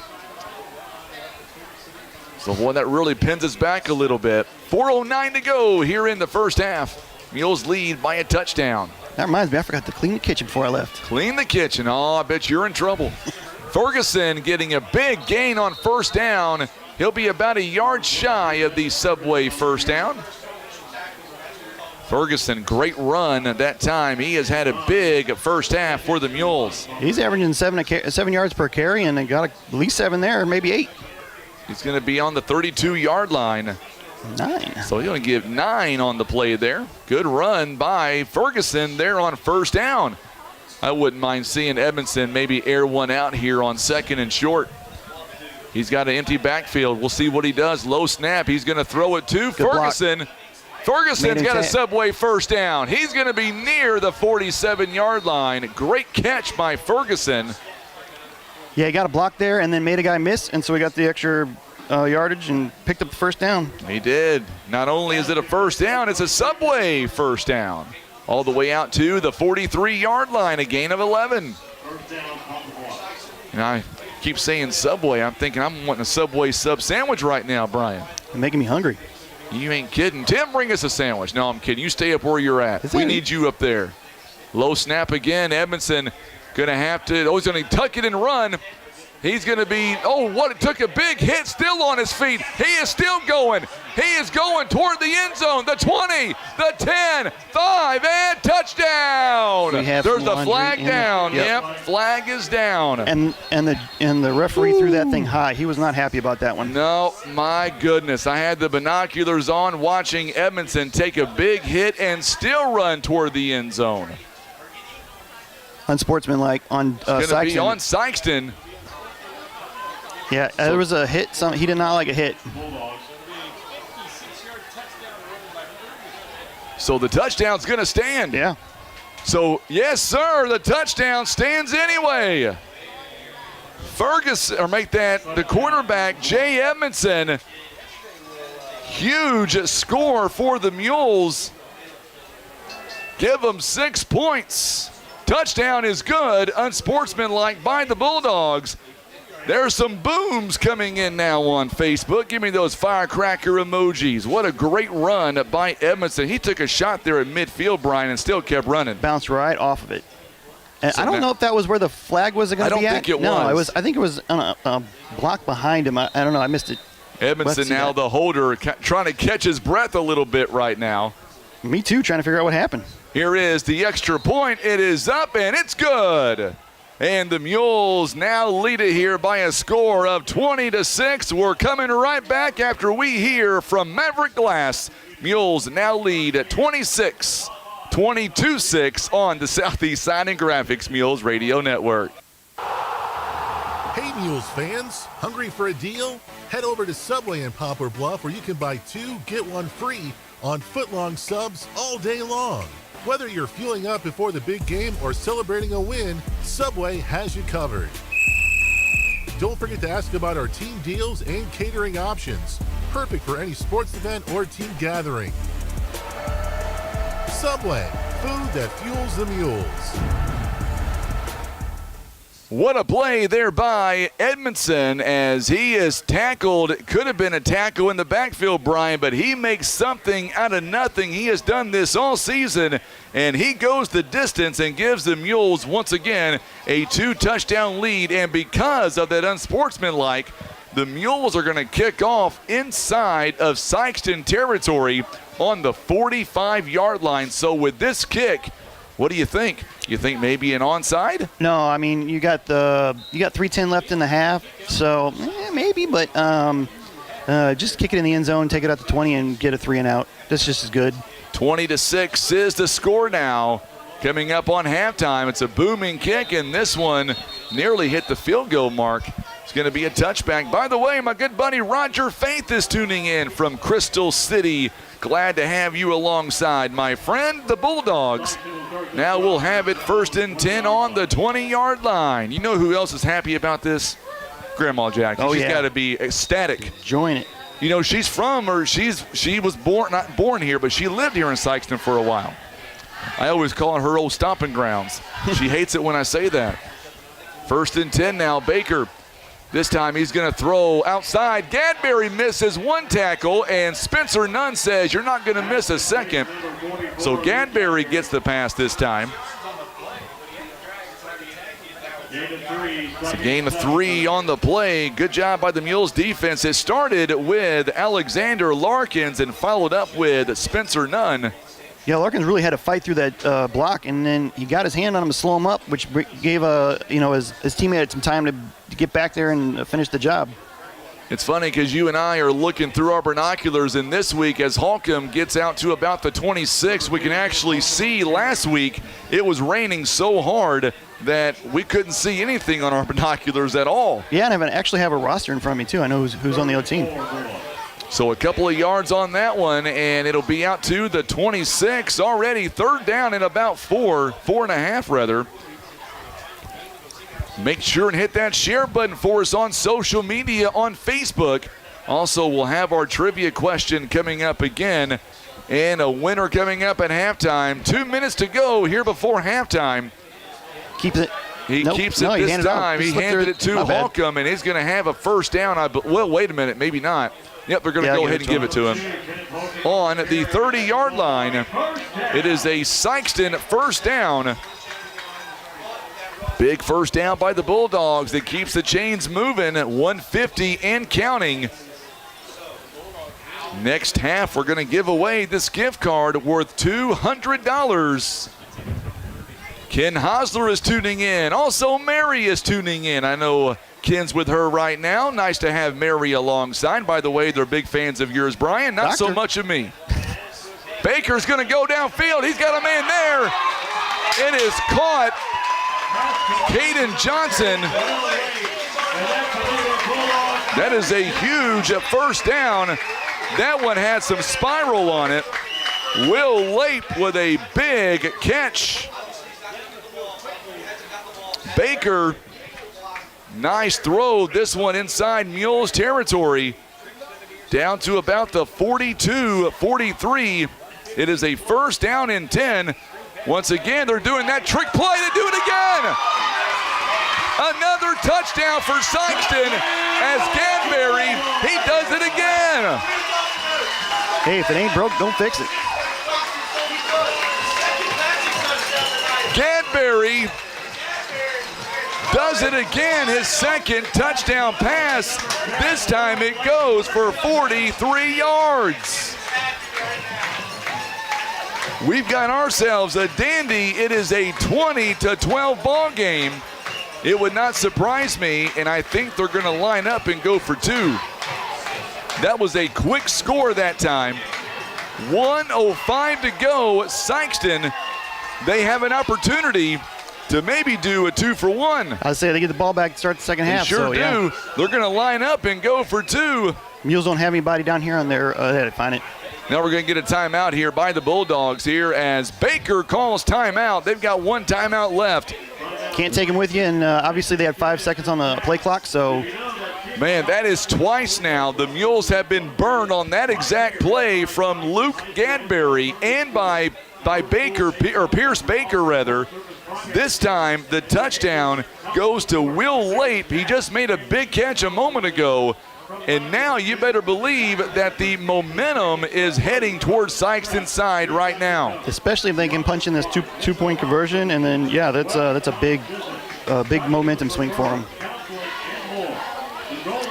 Coming up at halftime, joining us, my good buddy Joe Martin will join us from Ozark Total Healthcare.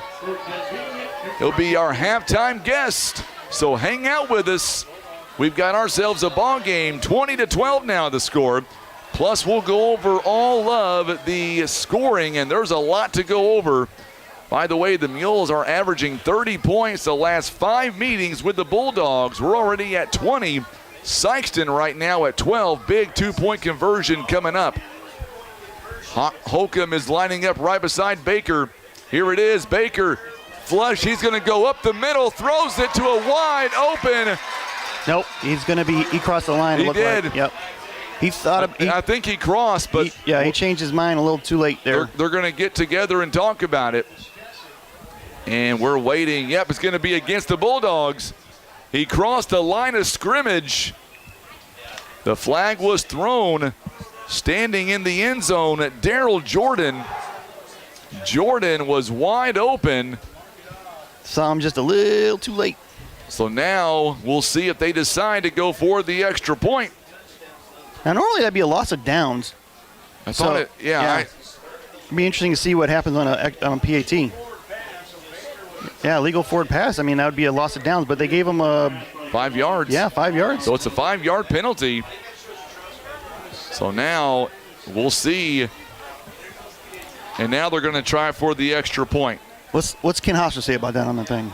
He'd tell us. It is 20-12 the score. They're going to kick now.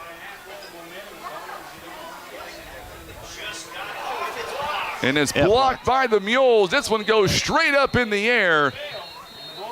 Appreciate Sheriff Mark Dives. My fat fingers hit the wrong score. Now the right score is on there. 20-12 the score. Mules lead it here by 8 points. So the Mules now will have an opportunity.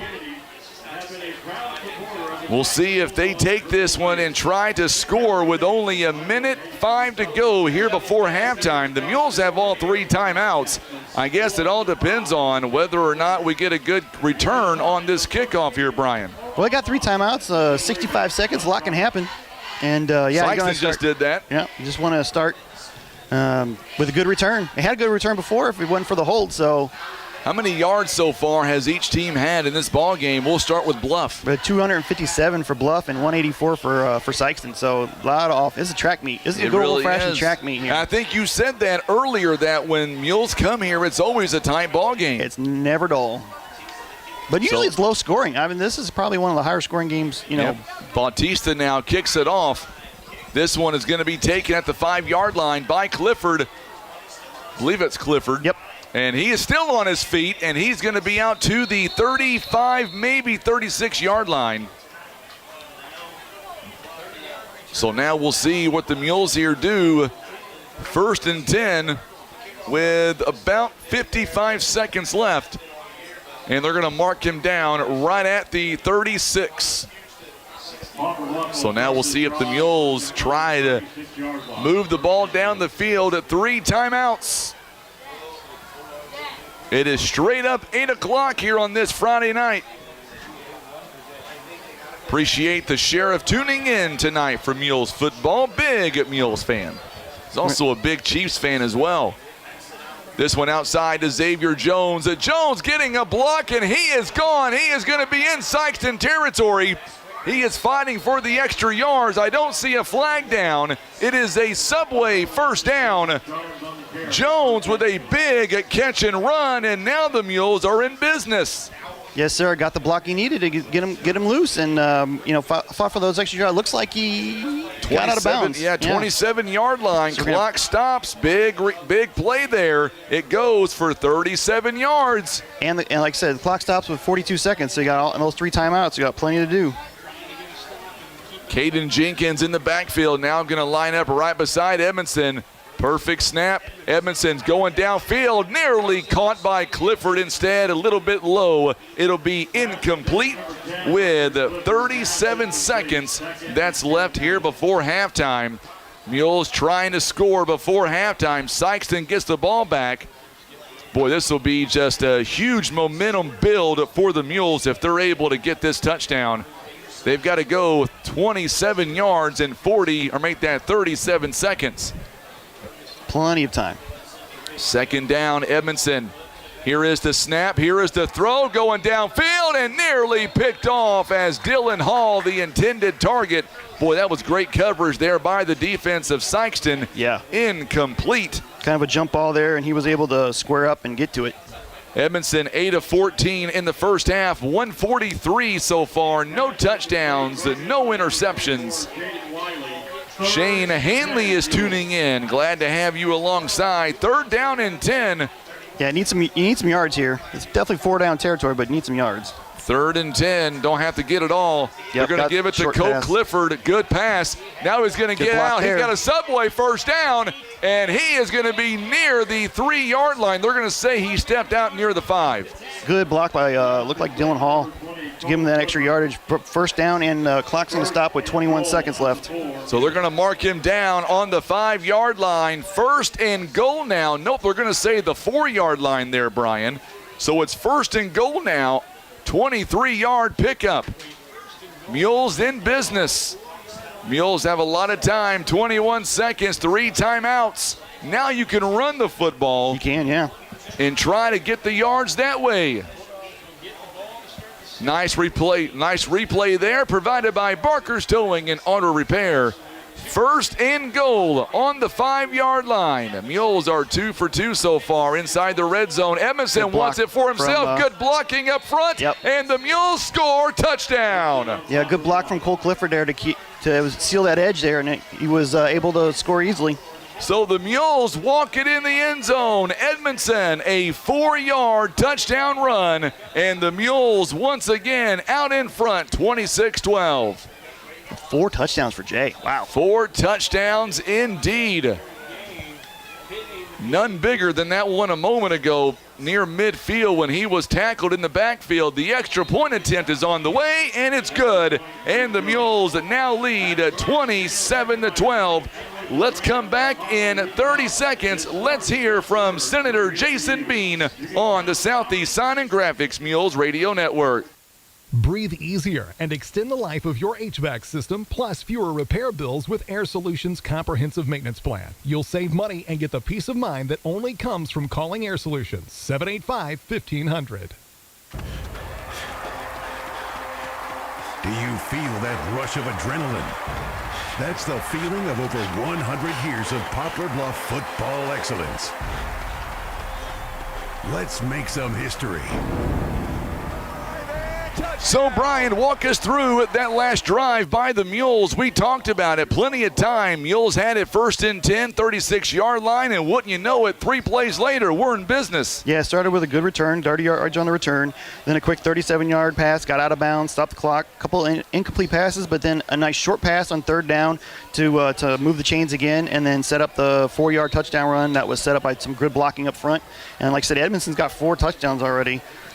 And 4 touchdowns already. 86 yards and 8 carries. So now here is Hunter Clifford coming up at halftime. Ozark Total Healthcare will have our good friend. This one's a muff punt there, or kickoff rather. Boy, the Mules going to be able to put his, I think he put his knee down there. Yes, he did. Yep, out of bounds. So 11 seconds left. And the Bulldogs now. Joe Martin going to hang out with us at halftime. By the way, my good friend Brian and I at halftime, we got a big thing, or he's got a big thing coming up on Thursday this week. A little birdie told me some big names are coming back to Poplar Bluff this Thursday. Yep, going to be fun. It's going to be a lot of fun. 1st and 10 now on the 26-yard line. And I would say Sikeston here. I'm going to say Gadberry's either going to throw it or they're going to take a knee.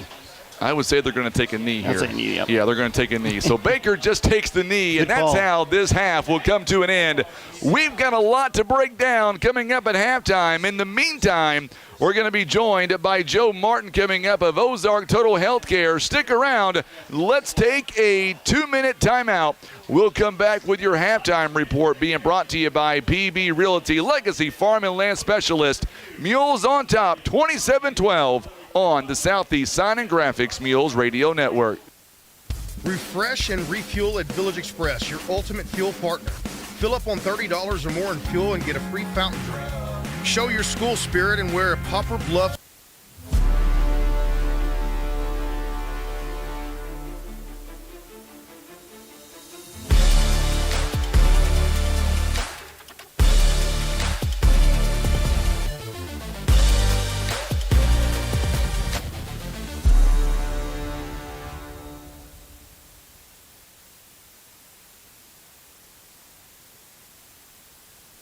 Refresh and refuel at Village Express, your ultimate fuel partner. Fill up on $30 or more in fuel and get a free fountain drink.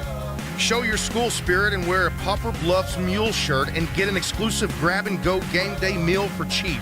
Wings and 2 sides for just $5.99.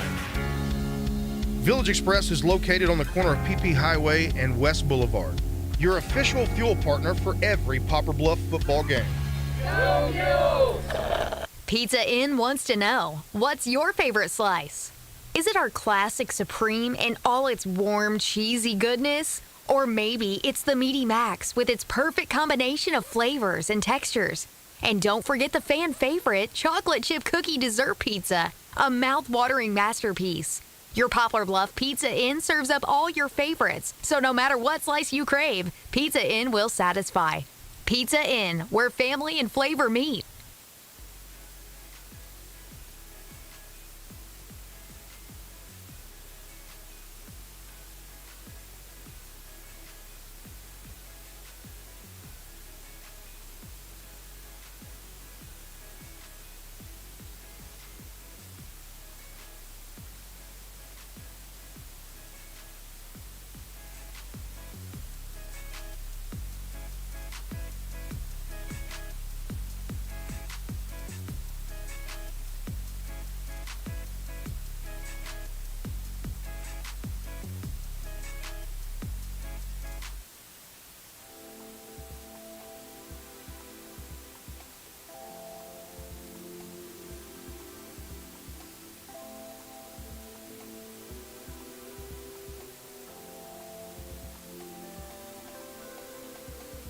And we are back here live with our halftime report. And joining us now, my good buddy Joe Martin joining us from Ozark Total Healthcare. This might be the first time, Joe, that you and I have interviewed so far this season where we're winning at halftime. Yeah, well, let's take it and let's keep it going from here on out. I like Absolutely. it. Absolutely. Yeah. So October is Breast Cancer Awareness Month. Let's talk about that. And let's talk about the great services you guys offer with Ozark Total Healthcare. Absolutely.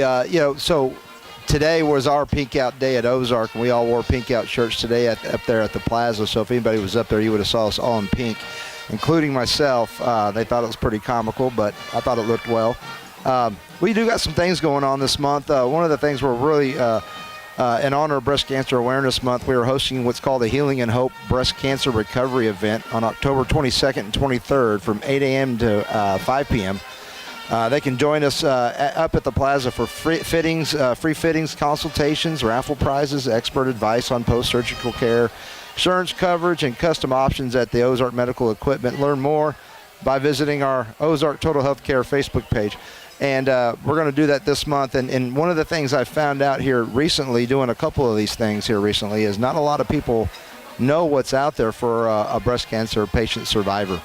And we have a lot of that stuff up at our shop, and we got the custom fitter up there. Her name's Jessica Lewis. So come on up and see us, especially, on the 22nd and 23rd. We're going to be there. We'll have the place decked out, I think. We're looking for visitors, so come see us. Absolutely. It's amazing what all the services that you guys offer with Ozark Total Healthcare. And I know from talking to the players, I know that your trainers are taking care of these kids, and man, there's just so much optimism, and the kids feel safe, and you guys, your trainers, they do a great job every single ball game, not just with Mules football, but all of our high school sports.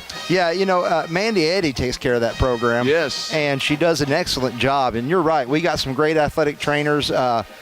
Jeff's one of them. We got several more. I need to memorize all their names. We have so many employees. We have 217 employees at Ozark Total Healthcare. I don't know if people know that. We got a lot of employees. So there's a lot of people up there, and I'm still trying to get all their names. But, yeah, they're great. They work hard. They keep us up to date in our meetings, what's going on with the athletes. So it's a really great thing. So we all know what's going on with the athletes. Absolutely. Talked about Breast Cancer Awareness Month earlier in the interview. Next week is our version of the Pink Out game coming up next week. I'm assuming that you'll be joining me, I'm hoping, at halftime, and we'll have some big things to talk about coming up next week at home. Absolutely.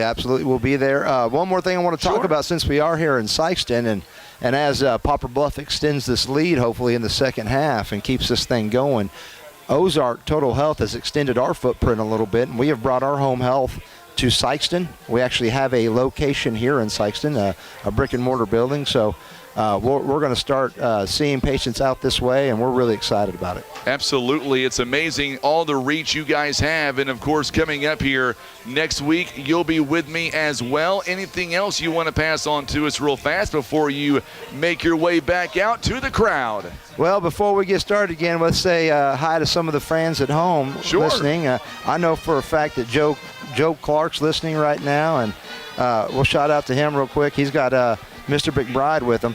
Mr. McBride, Mr. Clark listened to me. They sent me a text. Hey, we're listening to you live, boy. Good deal. Appreciate you guys out there listening to and supporting KWOC out here in this Facebook Live product. Do you know why they're listening, right? It's not because of me, it's because of Brian Rosner. They're listening because of him and his amazing voice. He's like, no. Probably watching because of Tim upstairs. I'll tell you what, last week we were in Jackson. The rain hit us in the face, the wind. It was crazy. Tonight, though, what a great night for high school football. You can't pick a better night. I wish I could still play. By the way, Mary Fowl says Ozark Home Health rocks. So there you go. You got some big fans already watching us right now, my friend. Well, thank you very Enjoy much, the rest of the game. Real quick, what do the Mules have to do to continue their onslaught here and pick up a big win on the road? Well, my only advice, which is worth nothing, would be don't change whatever you're doing. Just keep whatever you're doing. It's working. So if we can come back in second half and, fix what you need to fix, but, sometimes if it ain't broke, don't fix it. That's some great advice, Joe. Well, thank you so much for coming over, my friend. We look forward to seeing you next week at home. Joe Martin joining us live with Ozark Total Healthcare. Doing a great job. We love having him in every halftime opportunity that we can. And, of course, Nicholas Bliss, he agrees.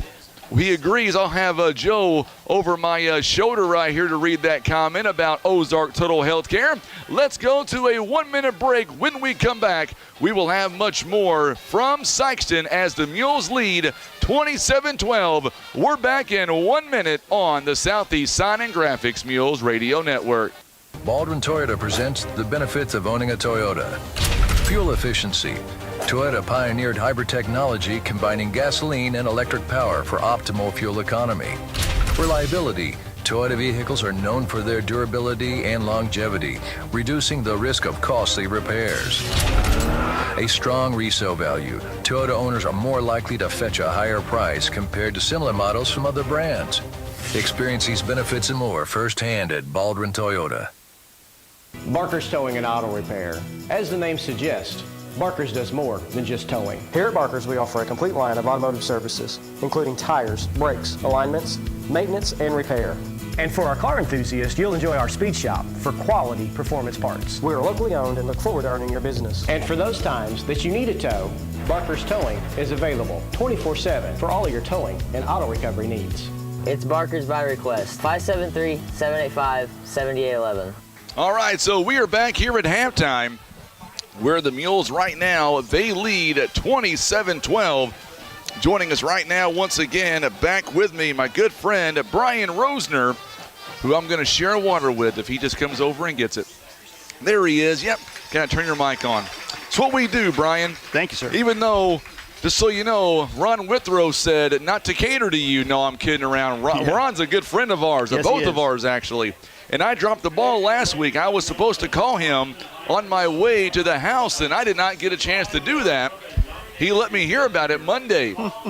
Let's talk about here because I like getting it from your perspective because you and I are kind of going back and forth a little bit on the stats. Before we get into all the numbers, what surprises you first off, Brian, in the first half? Let's start with the the Sikeston side, and then we'll get into Bluff. So Sikeston has 184 yards of total offense, and 107 of that, which is 58% of their total offense, came on just 3 plays, and two were the touchdowns, and then the other one was a big pass play. So they had their longest run of that first half was 17 yards. So the Mules are doing a good job stopping the run, which has kind of been the stuff they've been struggling with the last 3 weeks. So obviously they're doing a good job of that. Those 2 gadget plays for the touchdowns, those hurt, but you know what? They can have those if you're up 27-12 at the half. They're doing a good job, and Bluff is moving the ball real well, not making any mistakes. Just the 2 holding penalties, and that's probably the only thing you can really stand out for that first half. So. They have 321 total yards of offense, and Jay Edmondson's run 8 times for 86 yards. He's thrown 9 to 15 passes for 162 yards. Got sacked twice for 15 yards, and the 2 15-yard sacks and a 2-yard loss on a run play were the only hit for losses for the Mules, which is, they've been moving the ball. And obviously, like I said before, they're not facing a lot of third downs because they're getting good yardage on first down, and they're winning first down and second down, and they're not having to play third down. So they're moving the ball well. They, just keep doing that. They had a few drives stall out there in Sikeston territory, so they could have a few more points on the board, but we'll take what you got and try to improve on that in the second half. By the way, Greg Roberto says that you're a rock star. For some reason, he never gives me that kind of feedback, even though I saw him in the stadium earlier. So there you go, Brian. Well, everybody's nice to you when you're new, and after 3 weeks, they'll be like, this guy's But terrible. what I want to know is, how are we going to work this next week? Because you get the glorious side on the home side. Oh, no, and I'm on the away side, so I don't think I have a cable long enough to patch you in. I'll see. Is it going to be hot next week? Because if it's air conditioning up there, it's going to be. It's going to be. I think it's going to be pretty nice outside, to be honest with you. All right, so I would ask you if you know our trivia question, but you're the one that gave me the answer, so you know the trivia questions. I do. I'll give you a hint. They played twice in the playoffs. So they have. But what was the first one? And yep, so that's what we're going to do, and we've got a lot of winners, or a lot of great guesses. Let's take a 30-second break, and we'll put that trivia question back on the board right now, and we're going to make our drawing coming up. The first prize is that gift certificate from Pizza Inn, and somebody is going to win a free large family feast. Here's what it comes with. 2 large 2-topping pizzas, a large cheese bread, and a large chocolate chip pizza. It is courtesy of Pizza Inn Pizza. Give me your answers, and we'll step away for 30 seconds. Let's hear from First Midwest Bank and come right back on the Southeast Sign and Graphics Mules Radio Network.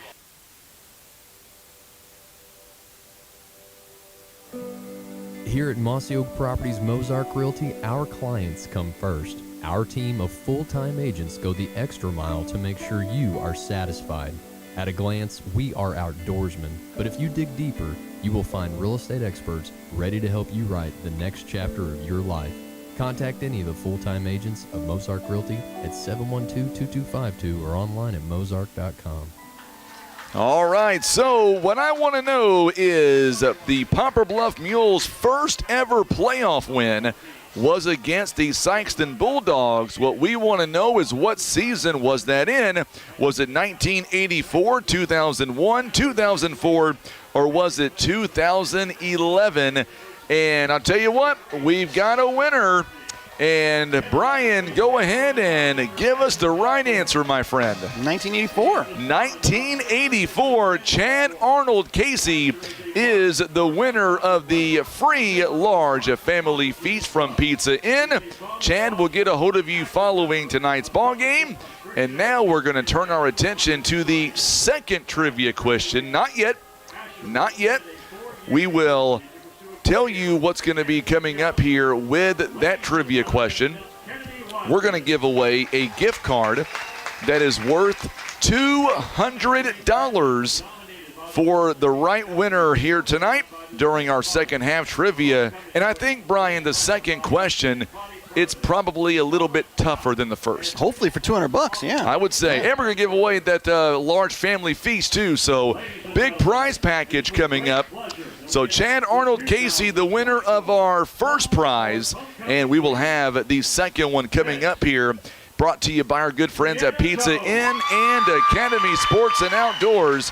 We've got an extensive halftime here because it is homecoming. So while we're here, one thing that really jumps out to me, Brian, is the fact the Mules right now averaging about 9 yards on the rushing attempt. Meanwhile, Sikeston, they're averaging about 3 yards a carry. And coming up, by the way, we're going to have Coach Randolph. He is going to join us at halftime. He is walking up the steps right now.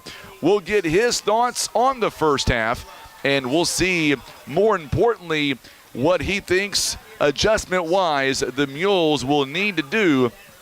It is our coach's interview. It is coming up here with Coach Randolph. As soon as he gets in, we'll give him the mic, and we will welcome him in. The Mules right now leading 27-12. 4 touchdown runs by Jay Edmondson. Only 86 yards on the ground so far. Coach Randolph, let's talk about your Mules. And we said this in the pregame. I thought going in, this team was going to look a lot different tonight. So far, they've done that. We've been burned a couple of times on defense by the trickery. Your overall thoughts, first off, on the first half? You know, offensively doing a lot of good things. Blocking well, throwing the ball well, catching the ball well. And Jay's a freaking stud. I like that, a freaking stud. Yeah. Absolutely. That's what I'm going to call him from now on. But let's talk about the offensive line. I thought Dobbs here tonight so far has done a great job for you guys. I think also Wood has been on the point tonight. And then also Aguilar, we've said his name 1,000 times. You know, to tell you the truth, I've been watching the iPad with our offense. I haven't watched a whole lot of our defense. I know we've got burned on 2 big plays, and that's been hit. Our defense has played really well. We just got to lock down that double pass. And I think tonight we're seeing Colt Clifford grow up here tonight. Not only is he catching the football, he's also running the football, really causing havoc for the Sikeston defense. Yeah, Colt's a good player, man. He's gotten thrown in there as a sophomore, and, you know, a lot of times sophomores struggle on the varsity level. He is really stepping up tonight and making some big plays for us. So you were in the locker room at halftime. Tell me about the adjustments you want to see the kids make coming out of halftime. And this, we said this last week, not to be a jinx. I think this first possession for the Mules on defense is going to be just as important as our first offensive set here tonight. Well, I mean, I've said it before, you know, as long as we score more points than they do, we'll be in good shape. And starting out the first drive of this second half is going to be a big drive for us. By the way, on a side note, I got to tell your lovely wife to get you a steak dinner for you coming over here every week and bearing the crowd to get on the air with us. Our fans appreciate it, and so do I. See, the joke with that is, you know, she's going to buy the steak, and I'm still going to have to cook it. Well, you're right. I can't get you out of that one for sure. Well, Coach, thank you so much for the time. We'll see you guys afterwards. Sounds good. Thanks, Frankie. You betcha. Coach Randolph joining us live here at the half. The Mules lead it right now, 27-12. Boy, I tell you what, we appreciate that guy every single week, fighting the crowd to get over here, and we really do appreciate what he brings to the broadcast. Now we'll get back to what we were saying a moment ago, and the fact the Mules right now averaging 9 yards a carry. Meanwhile, the Bulldogs averaging about 3 yards a carry. And if you're the Mules right now, you got to keep that momentum going, Brian. Yeah, this first possession, obviously, we talk about 3 and out, get the ball back and score. Don't give up a big play. Try to get them off the field as soon as you can and get the offense back because they're, like I said, keep them rolling. Absolutely. So we've got about 2 minutes here until the teams that come back out on the football field, and then we'll come back and we're going to talk about that second half trivia question. I'll tell you now, in order to get this gift card, not only do we got to have the right answer, but we're going to need about 55 shares total, if not more. I think we can get there tonight here in Sikeston. We'll come back in 2 minutes. We are live as the Mules are on board. They are on top, 27-12. We're back in 2 minutes on the Southeast Sign and Graphics Mules Radio Network. We know that having a strong defense is key to winning any game, and that's why you need Edmondson and Holt, attorneys at law, by your side. Just like the Mules face challenges with grit and determination, Edmondson and Holt will handle your legal matters with that same drive and commitment. From complex cases to straightforward advice, Edmondson and Holt is the strong local defense you need. For a free consultation, call Edmondson and Holt at 573-785-0127.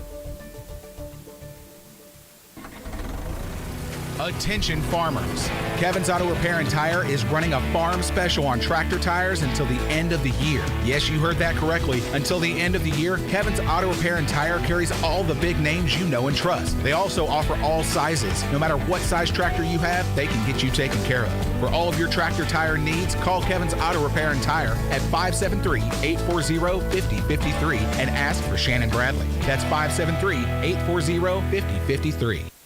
Insurance decisions shouldn't be a shot in the dark. With expert advice, personalized service, and a wide range of carriers, Ozark Legacy Insurance Partners should be almost did it choice. again. We're going to come back a little bit early here because I do want to mention something very important going on this Thursday, Brian, that you're working on. We've got some great talent coming back to Poplar Bluff. And if you haven't heard by now, some big namers are coming back. And, oh, by the way, they did win a state championship 2 years in a row. I say or two, yeah. We got the 36th induction of the Poplar Bluff Sports Hall of Fame, and this class is going to be a special one. It's Ben Hansbrough, Tyler Hansbrough, the 2004 and 2005 Mules basketball teams that won state championships. So that's like 24 players in all that are going to come in, and hopefully not everybody's going to be able to make it back, obviously, but a good amount of them are going to be there, and we're looking forward to seeing those guys again and reliving those glory days, as I say. But really, it's a good time that the families come out and they get to the players are always very appreciative of coming back to Poplar Bluff and being able to relive those memories and share those with their teammates. And I think it's really special that the teams, those two teams, are going in at the same time as Ben and Tyler, because those guys were so tight with each other. That group was such a tight-knit group, and they loved playing together.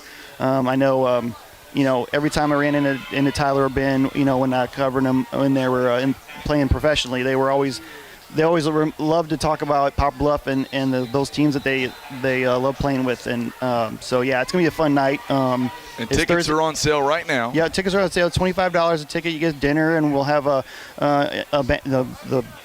presentation and awards. And then, if you can't get out Thursday night, some of the guys will be there at the halftime the following night for the Mules football game. So you'll be able to see them, some of them out there. Do we know which ones are going to be there for the halftime yet? Haven't confirmed who's got to go back to work the next day, but we'll try to figure out. Well, remember, in years past, you've always done a great job of having some of those guys come up and we'll talk. Try to get them over, yeah. And this year, we're trying to get them on camera now that we're adding that feature now as well.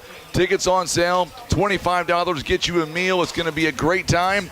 And before we move on, you told me this morning on my talk show that the guys you were able to get a hold of and able to come back, I mean, they weren't dreading it. They were welcoming the opportunity to come back to Poplar Bluff. Oh, yeah, it's a huge honor. Everybody always is very grateful for the, coming back and being honored in this way, because this started in 1981, but Sam Gambaluk and a group of gentlemen who put this together, and we have the Sports Hall of Fame board that works really well together, and I'm just one of the members of that does it. So we really work hard at trying to do a good job for these guys coming back, and they get a really good dinner, but mostly it's just getting together and sharing some good times together. And it's one of my favorite things to do, to go to every time. And even if you don't know those guys, just hearing them talk about those times and what it meant to them is always very entertaining. A really fun night. By the way, a couple of scores to get to real fast at halftime. Jackson over Cape Central, 21-6. Not surprised by that score at all. Also, you've got a score on Union and Farmington, is that right? Yeah, 14-0 Farmington after one, but I don't have an update after that. 14-0. Let's go ahead, and as we get ready for the actual, as we get ready for second half, the Mules will be kicking off. They're going to go from left to right here as we get ready for the third quarter. It is second half action. Mules right now, they are on the board and they lead 27-12. And we are underway here in the second half. High kick. Very high kick. Good catch there by Sanders near the 5-yard line. Logan Slack and Caden Johnson, Xavier Jones, all in on the stop. Yeah, that high kick gets you guys down there quickly, and hopefully, gets to your returning man quickly. And everyone's able to do that. So now Sikeston will have it 1st and 10 on the 27-yard line. Good return, a good play there by the Mules. That secondary on special teams.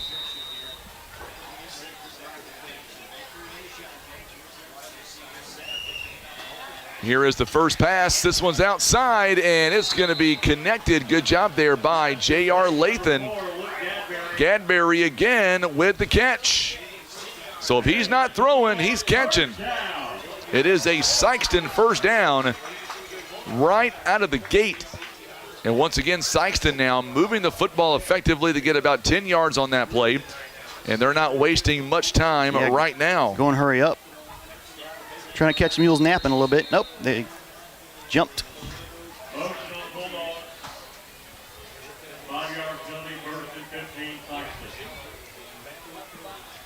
So, penalty there, and that's another penalty on the Bulldogs. How many does that make on them now? Well, let me get my toes out. Let's see. Another 5, so that's 5, 10, 15, 20. So that's their 7th for 45 yards, and all but one unsportsmanlike for 15. They've been for 5 yards each. So there another pass. This one to Gadberry, puts his shoulder down and runs right through J.R. Lathan. And he picks up a lot of that yardage back. He's going to get all the way out to the 41-yard line, a gain of 9 on that particular play. They like that little play there, don't they? Jeff Anglin tuning in at halftime. I believe he's down watching Kennett and New Madrid. What's the score down there, my friend? Good job by Bryce Dobbs. Boy, that offensive lineman just carried him over there. Dobbs losing his helmet, and he still was not giving up on that play at all.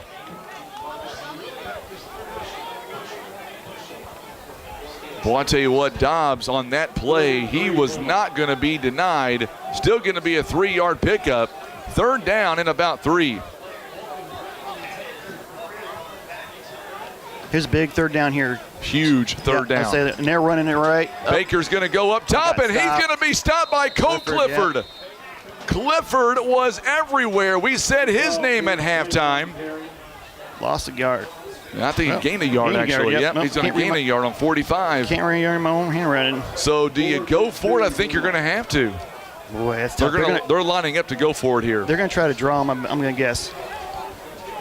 Clock runs. It is down at 10:20 remaining here in the third quarter. Play clock is down to 16. They're running a play. They're going to man in motion. They're going to go for it here. And it's going to be a first down. Well, yeah, I believe it is. Yep, definitely. Definitely going to be a first down. Good job there by Holcomb, as he's going to have just enough for a first down.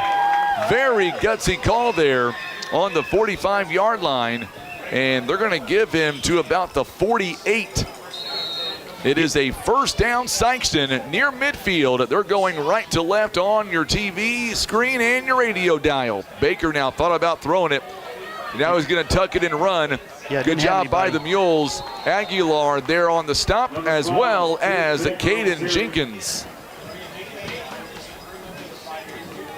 So Sikeston coming out here, getting a couple of first downs here on this drive. And it'll be in Mules territory down to the 43-yard line. Second down and about 2. Mules here trying to make a big stop here. One takeaway in the ball game so far, an interception that was thrown by Baker. Say second down, this is probably a little passing play. Nope, they're going to go right up the middle. They're going to go up the middle. Holcomb is fighting for yardage, and we'll see. I believe he's going to have enough for a first down here. Good tackle on the mighty Mules. They got 2 guys on him, brought him down quickly. Don't think he gave him anything. No, they didn't give him anything on that. Nope, my apologies. Maybe an inch. They don't count that, though. Maybe. So third down and 2 on the 44-yard line. Morgan McIntosh is tuning in, our downtown director, who does a phenomenal job with downtown events. Glad to have her alongside. Baker again hesitated. Boy, what a good job there by the Mules. Believe that was Wood. He stretched out his jersey there and got to, they're going to give him fourth down. We've got a Mules player down too. Yep. Oh, grabbing at the knee, it looks like. I'm not sure which number that is. There's a 5. I know that. Is that? Aguilar. Yep. It looks like it's more of a hamstring issue. I hope that's the case. Well, I'll tell you what, Aguilar there to make that big stop, he was not going to give up, and neither did Wood as well. Grant Wood, he was all over the place. Yeah, 2 runs in a row, and they didn't get nothing. And they got nothing on it, so it's going to bring up fourth down. And you would imagine it was 4th and 2 on the other side of the football field, so you would imagine they're probably going to go for it again. Yeah, and probably the same play. If it ain't broke, don't fix it. So now our amazing training staff is out there, as well as head coach Jeff Mannon. Our ball game here tonight is proudly presented by Ozark Total Healthcare. Our trainers are down there with Aguilar now. Also, Senator Jason Bean, Maverick Glass, Edmondson, and Holt Attorneys at Law. Aguilar able to get up on his own power. Air Solutions, Larry Hillis Dodge. By the way, Tim, if you don't mind, put up that graphic about Subway. Take a screenshot of the ball game that you're watching right now. Present that to Subway this week and get $2 off your order. I'm going to do that first thing on Monday. Big fourth down right here. They're going to run it. It's going to be Baker again. Baker has a first down as Connor Stevens makes the tackle. Baker is going to get down to the 39-yard line. Needed 2 yards and picked up 5. First down.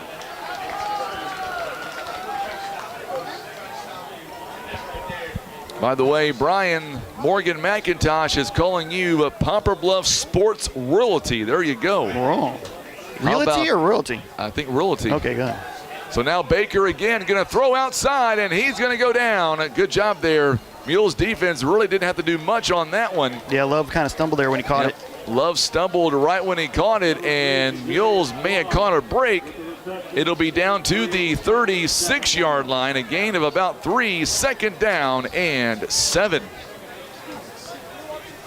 Mules defense here had them on the ropes a couple of times in this half already on fourth down, but the Bulldogs able to convert them. There's another pass outside. Mules not going to miss the tackle, J.R. Lathan, but then Connor Stevens comes up and makes a big stop. Yeah, Atkins slipped out of the first tackle, but we didn't get much on it, so it's going to be third down. Third down coming up. We'll see where they mark him down. Believe they're going to mark him on the 32, so a gain of 4 yards on that play. 3rd and 3 now. It is a 3rd and manageable 27-12, Mules lead. Trying to keep Sikeston from advancing much further. Good pitch outside to Holcomb. And that is a Sikeston first down, all the way down to around the 27-yard line. First down. It's a nice little drive by Sikeston. It is. They're just tick, tick, tick right around down the field here. Mules need to get a stop here on first down to kind of make things a little more difficult for them. Absolutely. First down, all the way down to the 27-yard line by the Bulldogs. Baker is going to go downfield, and this one is incomplete. There you go. Right on cue. It was intended for Love. It is incomplete. Second down and 10. Matter of fact, this is the first time this entire drive, Brian, where the Mules defense did not allow 1 yard on first down. Yeah, it's always good when you can pick up some yards on first down and make things a little, get ahead of the chain, as they say. So on defense, if you can, obviously there they had good defense and they got good pressure on the throw to make them, get it out quicker, and so good coverage. And now we're 2nd and 10. They're going to run that little jet play. There he goes again. Atkins is going to be stopped, and boy, what a good job by Spencer Nunn. Nunn not letting anybody through, and Atkins is not going to get much. I mean, he maybe gained a yard on that.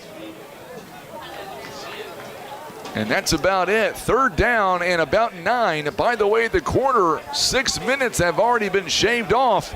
If the Mules can get a stop here, that's all for nothing.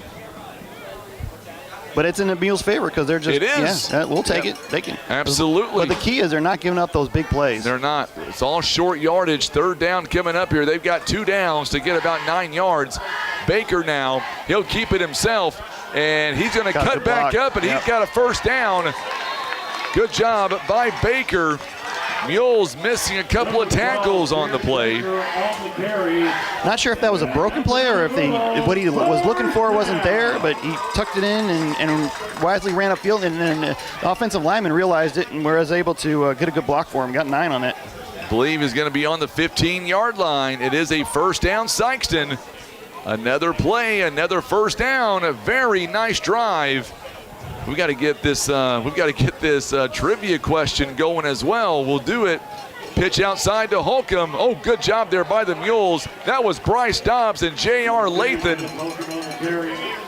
Boy, I tell you what, if you're running the football against Bryce Dobbs, you better go a different direction.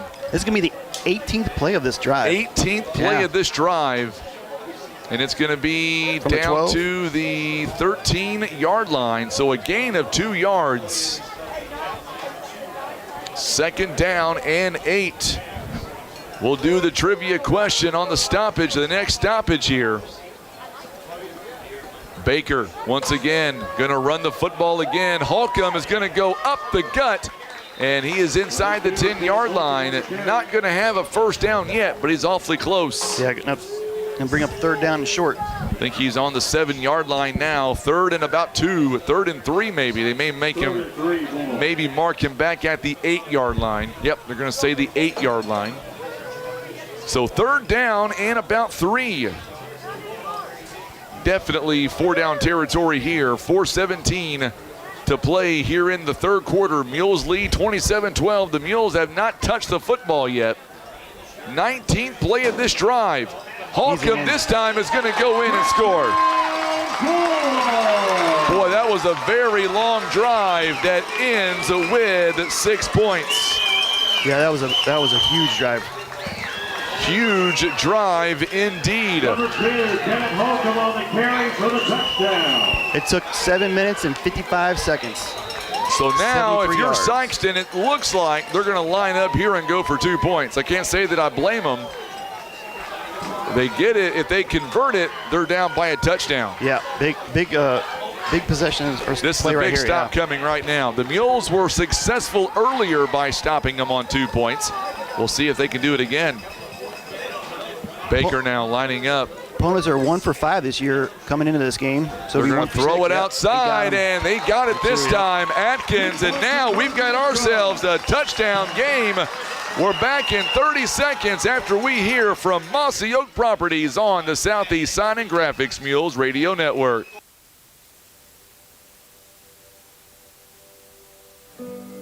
Here at Mossy Oak Properties Mozark Realty, our clients come first. Our team of full-time agents go the extra mile to make sure you are satisfied. At a glance, we are outdoorsmen, but if you dig deeper, you will find real estate experts ready to help you write the next chapter of your life. Contact any of the full-time agents of Mozark Realty at 712-2252 or online at mozark.com. All right, that last drive went 18 plays, nearly 8 minutes of football, and it does result in 6 points. All right, here is our final trivia question on the night. Poplar Bluff's first ever overtime game was a 13-7 loss against Sikeston in the final game of what season? 1946, 1952, 1978, or 1980? There you go. Up for grabs. There's a big kickoff. This one taken by Clifford again. Clifford. Ferguson, sorry. I'm sorry, is that Ferguson? Yep. Twos got me this time. I thought that was Clifford.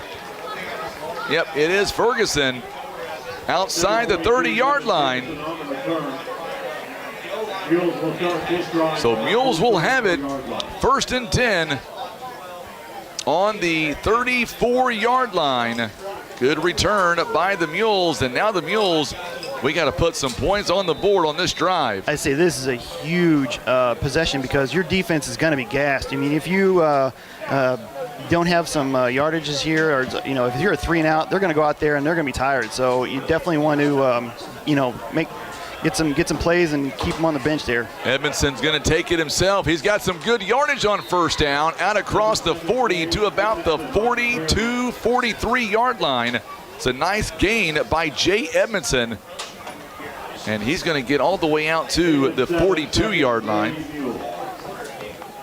So it's going to bring up 2nd down in about 2.5 maybe. So up for grabs on this question is a family feast from Pizza Inn and a gift card from Academy Sports and Outdoors worth $200. Make sure and share this video feed. Need 55 shares at minimum. Edmondson fake to throw. He is going to lunge forward, and I think he's going to be about a yard shy of the 1st down marker. Yeah, looked like Sikeston covered up the spot and bubble pretty good, so he tucked it in and went upfield, got a yard at least. 3rd down and 1. 3rd and 1 now. Mules are 3rd down conversions here tonight, Brian, so far by your calculations. I think I missed in a few, so let's not ask me. All right, well, you know what? Let me take a look at what I've got. Yours does a little better. Mules are 1 of 3 on 3rd down conversions here tonight. We have not had many 3rd down conversions so far. One of those was that 23-yard pass that set up the short touchdown, so yeah. Mules are 33% tonight. And Mules are going to have another one. That's a Subway 1st down. Look at Ferguson.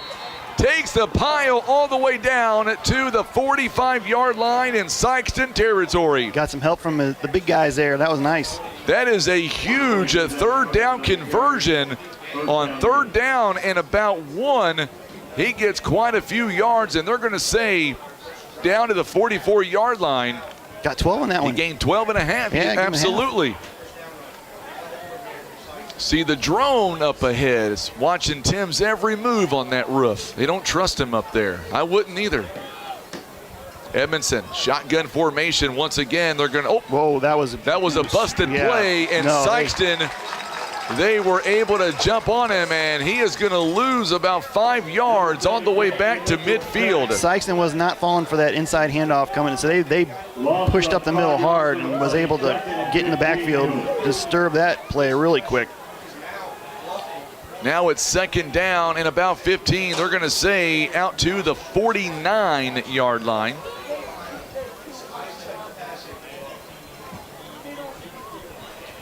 There's only a minute and 20 left in this quarter.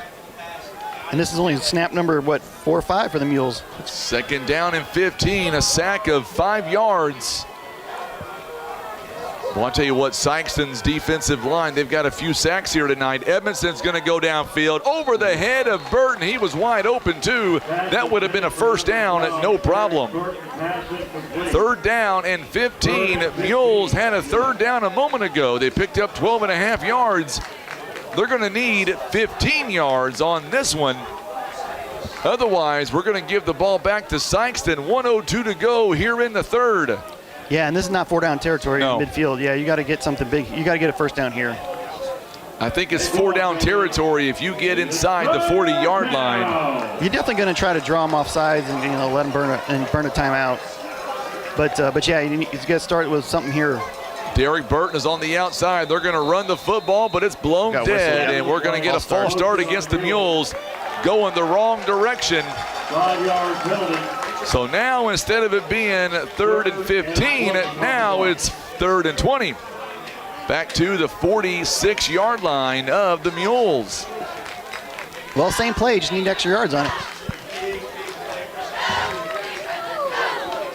J.R. Lathan coming in, Derek Burton coming out.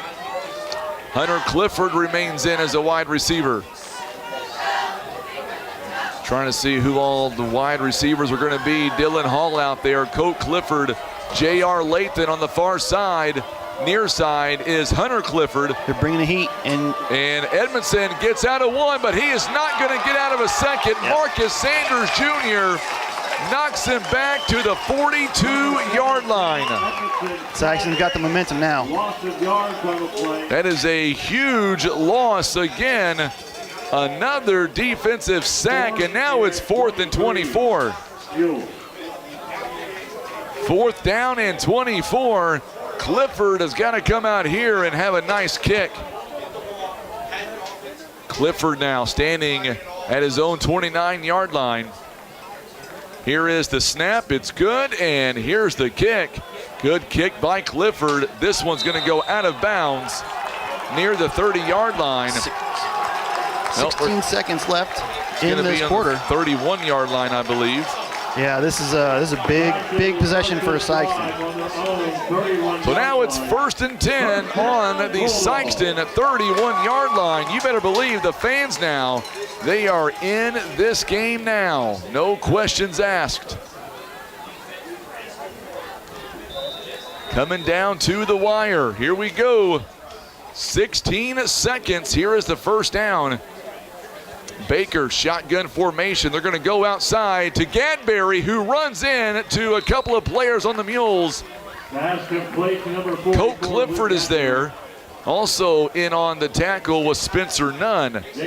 Don't think it was really a lot of tackling going on there. Just he ran into the player, yeah. That's the quarter. All right, we're going to take a 1-minute break. We'll come right back. Mules up by a touchdown on the Southeast Sign and Graphics Mules Radio Network. Russian Towing and Automotive is here to help. A cracked windshield or unexpected car trouble? Russian Towing has you covered. Since 1956, the Russian family has been dedicated to keeping our roads safe. Now Russian's Towing offers comprehensive auto repairs, on-site windshield repairs, and full windshield replacements. Whether it's a cracked windshield, an oil change, unexpected car trouble, or you need a tow, it's Russians to the rescue at 573-785-6349. Refresh and refuel at Village Express, your ultimate fuel partner. Fill up on $30 or more in fuel and get a free fountain drink. Show your school spirit and wear a Poplar Bluff Mules shirt and get an exclusive grab-and-go game day meal for cheap. Wings and 2 sides for just $5.99. Village Express is located on the corner of PP Highway and West Boulevard. Your official fuel partner for every Poplar Bluff football game. All right, so here we go now. It is 4th quarter. It is clutch time. 2nd down and 8. We've got that trivia hanging out there. Got to get those shares up. Oh, good job there by Baker. Atkins is going to get the ball up to around the 38, 39-yard line. Had to juggle that pass a little bit. And he was able to maintain concentration. They're going to say 39-yard line. Big 3rd down. 3rd and 2 now, Brian. Yeah, got to get stopped. Got to get stopped. Got to get a stop indeed. Trivia question hanging out there. Somebody tonight's going to win that gift card at $200. Hit that share button if you haven't done so already. Holcomb is getting behind his players, and I think he's got it. No, he's going to be short. You're right. He is going to get to the 40-yard line. That's an interesting question here. I think you go for it if you're Sikeston down by 7. I mean, it's a one-score game. I don't know. The Mules haven't been able to stop them on 4th down all ball game. What are they, 3 for 3 on 4th down, 4 for 4? And they get big chunks of yard on those downs. Yeah, they're at least going to run something. They're going to try. Yeah. They're going to show like they're going to go for it anyway. Nope, they're doing it. This could be a big stop. Nope, they're going to get it. Yep. Holcomb is going to get it all the way out to around the 46-yard line, 47. He gains 7 yards. It is a 1st down and 10. I would like to, I'll tell you what, time of possession this half has been all Sikeston. Yes. And, man, you got to know the Mules defense. They got their hands on the hips a little bit there. It's got to be tough. Holcomb's got 18 carries. I mean, he's been carrying the water for him right now this half. So. By the way, both teams have all 3 timeouts remaining in this half. Baker's trying to get rid of it, and he's going to be stopped. Boy, the Mules were all over him. Bryce Dobbs come in from the backside. Also, Caden Jenkins and Grant Wood. And I think we've got a player down. It's going to be Dobbs. Believe it's going to be Bryce Dobbs. Hopefully he is going to be okay, but he come in from that weak side there, Brian, and he's up on his own power, and that's good news. You don't want to lose him. No, yeah, they gave good pressure there, and I don't know if the pump fake was to get him to get the defender to bite, or if he didn't like what he saw and was going to tuck it under. But the Mules inside line defense was able to get upfield and get him down pretty quick, so they lost some yardage there, and the sack was a well-timed sack because they really needed that. They absolutely did indeed. Make sure and hit that share button for us tonight as we get ready to give you the answer later on this quarter to our trivia. 2nd down and 13. Baker now back to throw. They've got the momentum, and they've got a man there. 1st down. No, he's going to be short. Yeah. Yep, he had. If he would have broke away from that. Yeah, good tackle there. Boy, Spencer Nunn. Yeah. Brings up a 3rd and short, though.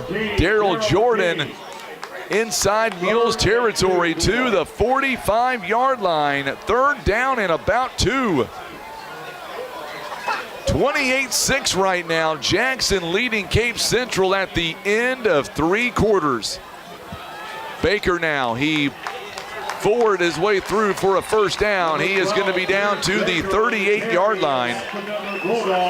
That's a nice gain there on 1st down, or 3rd down rather. Brian, they're giving out shirts if you want a shirt. Throw me up one here. Tim, can you catch up on the roof, my friend? Boy, Tim's got some great camera angles tonight. I got to get me a monitor. I can't see. Oh, yeah, that is nice. Yeah. I like that high shot. High shot, absolutely. Yeah. You can see everything. 1st and 10, Sikeston Bulldogs, 38-yard line of the Mules. Baker rolling out to his left. He's going downfield, incomplete. Good job. We got a flag. Good coverage by Dylan Hall. It's going to be against the Bulldogs. I say back them up. Yeah, holding, yep. Take the penalty. Because right now, Sikeston, they have no problem moving the football, it seems. So that's going to take away that play. And now it's going to bring up 1st down and about 20 for the Bulldogs. So 1st down and 20.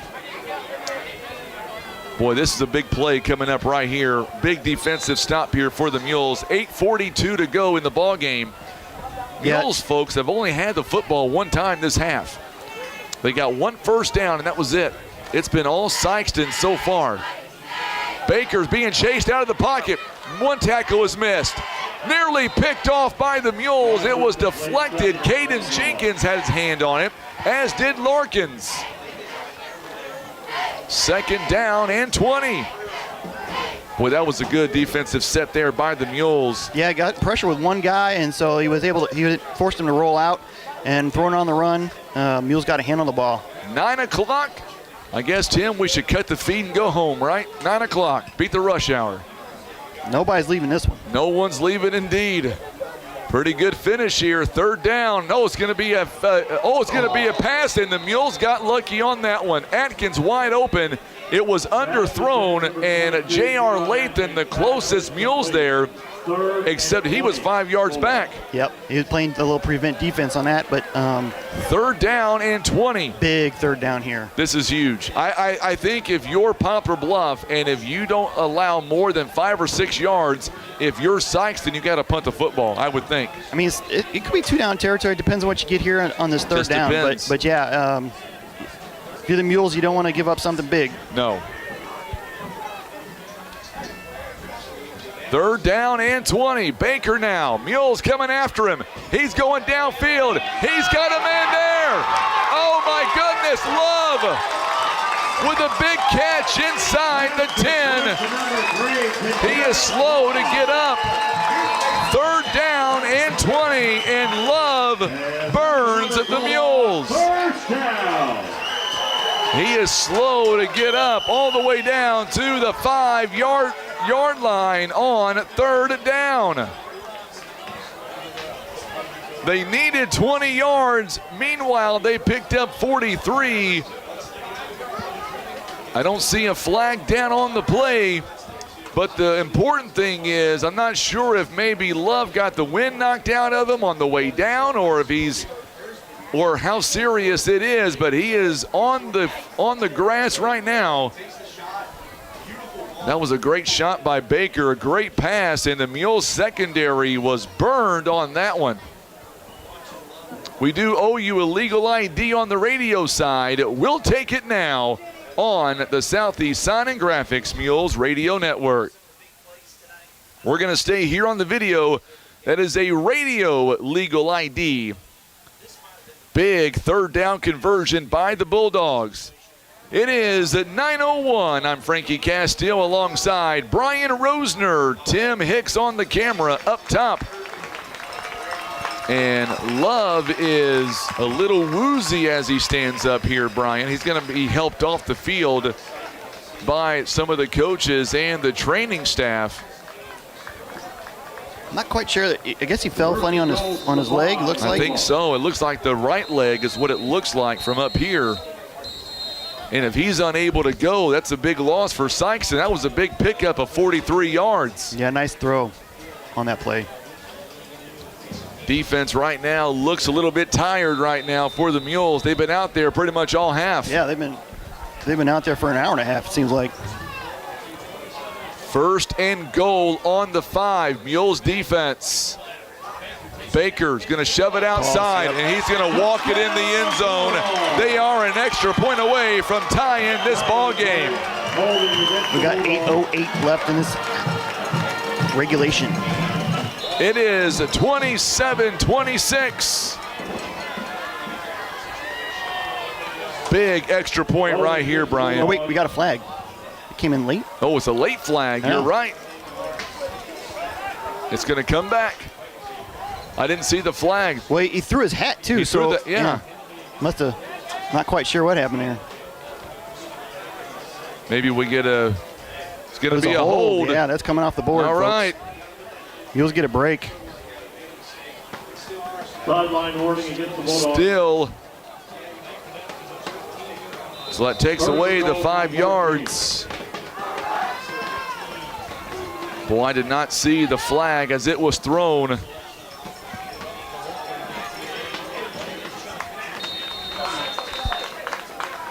Number 2, Kenneth Holcomb. So Holcomb again on the carry. First and goal from the 8. It's going to be a 6-yard gain this time. Second and goal now from the 8-yard line. So we'll take away the touchdown. And now it's still 27-20. Each team with 3 timeouts. Mules can catch a break here if they get a stop on You're not third. kidding. But yeah, absolutely. Baker again is going to take off, and he's not going to get in. Good job by the Mules defense. Dylan Hall comes in. Baker on the carry. Also in on the tackle. There were several Mules.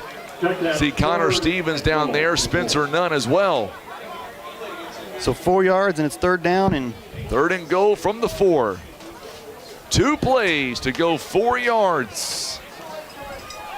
Defense here, and it's a big stop. Let's hear you, Mules fans, on social media. Under 7 minutes to play too, so they're running that clock, keeping the ball away from the Mules. Let's get behind this Mules team trying to end a 3-game losing skid. Here is a 3rd and goal, gives it to Holcomb. Holcomb goes up the middle, but the Mules wall standing strong, and now it is a huge 4th down coming up. Buckle up, this is going to be fun. I like that. About a yard. Buckle up. Mules want to get that, as Coach Randolph would say, that freaking stud another chance on offense. Talking about Jay Edmondson. Yeah, this is a huge play. Keep him out of the end zone here. It's a huge play. They've got to go 3 yards here on 4th down. If the Mules can convert here and keep them out of the end zone, how big is that holding call now? Yeah, and I'm going quarterback keeper on this one. It's worked for him on those 4th downs before. They're trying to draw the Mules, I think, got him. Yep. Mules jumped. So now it's going to go half the distance, and we're going to move down to about the 1.5 yard line. That's big right there, Brian. Yeah, it changes everything. A little closer, but you know what? You still can get the stop here. You know, you just got to read the right play. And now coming in the ball game now, Daryl Jordan. You better believe he's in there to block up front. Jordan is a big body up there, 6'3", 200 pounds. He is coming in to block possibly for Baker up front. Yeah, yes, it is. Running back's in the lead when and he is going to get in. So that play worked to perfection. The offsides put Sikeston in the end zone. And now they are an extra point away from tying the ball game. There's 5.5 minutes left in the regulation. So now the extra point attempt, so huge right now for Sikeston. Pierce Baker, the holder. Gadberry, the kicker. Or make that Bautista. Oh, it's over his head. And now the Mules are going to fall on it, and the Mules still remain in the lead. That's 2. That is 2 times that has happened. We're going to take a 30-second break. We're going to hear from Whitworth Gift Chest Jewelers and come right back on the Southeast Sign and Graphics Mules Radio Network. Whitworth Gift Chest Jewelers is a 3rd-generation family-owned jewelry and repair store who have served the Poplar Bluff community for over 60 years. Our family has always worked hard to provide the finest jewelry creations and service imaginable. Imagine playing sports, reading, or driving without needing contact lenses or glasses. The eye LASIK procedure at Eye Care Specialists could be the answer to help you improve your vision. Call Eye Care Specialists to schedule a free screening. The ball goes over the head of Bautista. And Brian, the Mules still lead by 1 point, but now the Mules, they've got to run time off the clock. And oh, by the way, the Bulldogs have all 3 timeouts. Yeah, 5:36. We need to move the chains. As move they say. Yeah. the chains. We'll start with a good return. But yeah, that was another long drive. 17 plays, 6 minutes and 40 seconds off the clock. And now the Mules here pick it up at the 10-yard line. Mules trying to get a good return, and he is still going. Outside. Ferguson got 2 guys to beat. There's no flag on the play, though. Now there is. Now there's a flag at the very end, a very late flag, and I'm not sure. That was 20 yards behind the play, too. I think it's going to be on, it could be on Jenkins, I believe. Yeah, I think probably a block in the back. I don't think that was it. Yeah, personal foul. Personal foul. It's going to be against the Bulldogs. Oh, it's going to be against both. Offset. So it's going to be offsetting. Against the Bulldogs, personal foul against the Mules. No penalties offset. So the Mules are going to catch a break here. Mules, Ferguson is going to get the Mules all the way down. Are they going to re-kick? Yeah, they're going to re-kick. Got to re-kick that one. Yeah, that wipes off a really nice return. It would have been all the way down to the 38-yard line of the Bulldogs. My goodness. And that was one of those, things where if you just let it go, and just move on to the next. Those are frustrating plays for coaches because they were nowhere near the play, and that was a late flag. Yeah, and so you never know what was said or happened on that one to go both ways. It looked like, from what I can see, they got tangled up together at the end of that play. Neither one was letting go. Yeah, and so, it's hard. Well, you know what happens, right? Let's just run this back for a touchdown. What do you say? We know what we did right the first time was to follow it up. Well, I think the Mules defense has got to rest. So maybe not. Maybe don't run it all the way back. Maybe wait a little bit. Hey, I'll take the points. Here we go. Here is the kick again. And this one, a line drive this time to Ferguson. Ferguson again, not going to be to the 40-yard line of Sikeston, but it will be to the 38-yard line of the Mules. Yeah, good start. Now you just got to move the ball and keep the clock running. And, like I said, we're up 1, so you don't have to score, but it'd be nice. Sure, it could be good for Coach Mannon's blood pressure. You're not kidding. Mules have it now. 1st and 10 on the 38-yard line. Mules now. This is a big drive for the Mules. They've got to keep that offense. 5:19 on the clock. Mules have all 3 timeouts. Here we go. Xavier Jones is on the move. He'll get the handoff. Stay in bounds. He will. He's going to get good yardage on 1st down. He's going to get all the way down to about the 43.5, maybe 44-yard line. But the important thing is he stayed in bounds. 2nd and 4. Good run on 1st down to the 44-yard line. It's a 6-yard gain. We've got that trivia question as well. Hit that share button for us. Up for grabs, pizza and a gift card from Academy Sports and Outdoors worth $200. Got to get the right answer and share the video feed. 2nd down and 4. Edmondson's put a man in motion. It's going to be a quarterback keeper. Oh, good spin move, a Subway 1st down. It moves the chains, and what a spin by Edmondson. There's that man again, down to the 49-yard line of Sikeston. Boy, that was a good move there by the Mules QB. Subway 1st down. It is food that fuels the Mules. Let's take a screenshot of the ball game and show it to our Subway friends in Poplar Bluff and get $2 off your meal. Got 4 minutes left in the regulation here. Mules up by a point. Chains are moving. 1st and 10, Poplar Bluff. Edmondson more than likely going to run the football here. They will. They give it to Ferguson. Ferguson still on his feet, and he's got a great that could be a 1st down. Yeah, it's going to be awfully close to a Subway 1st down to the 39. And we may measure. They're leaning that way. Nope, they're going to go ahead and give him the 1st down. It is a Subway 1st down. Did you see the move there by Ferguson? 10-yard gain on that one. Yeah, and when he had a guy on his back, he kept moving those legs, and falling forward. 3:48 to go in regulation. Big crowd watching us now on Facebook. Well over 100 on Facebook alone. 1st and 10. Mules have it. 39-yard line. Up by a point.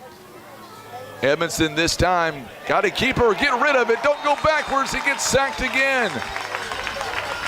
He is tackled. And I'll tell you what, the officials are giving him a generous spot, Brian. I thought he was marked down near the 49. They're going to say 46. I might give him some forward progression on that. Maybe. Yep. 2nd and 17, Mules. Still, nevertheless, it is a huge loss. 7 yards, yeah. Brings up long. So now it's 2nd down and 17. Tick, tick, tick, tick. 2:57. That was the most important thing. He stayed in bounds.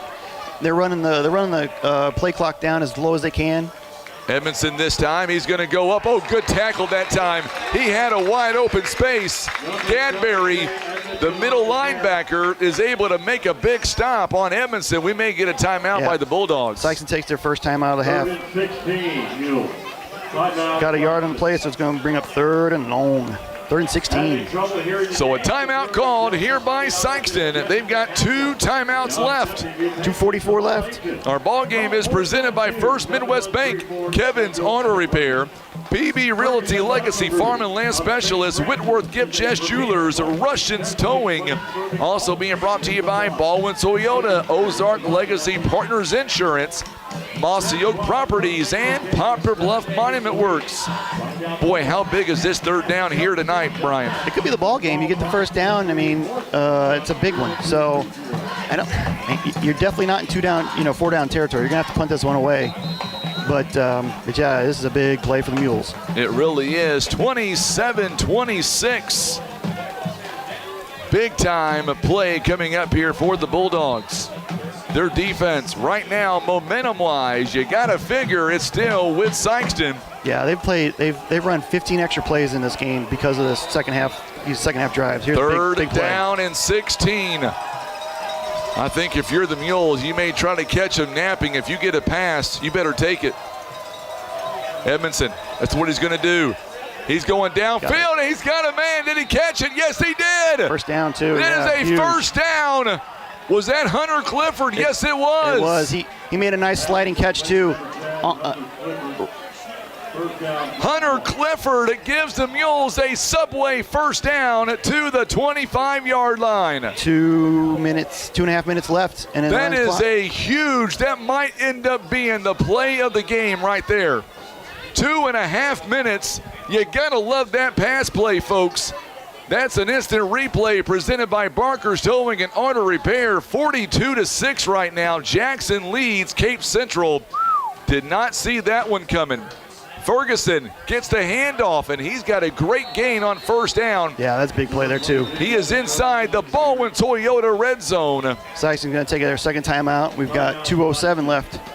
So Sikeston with one timeout left.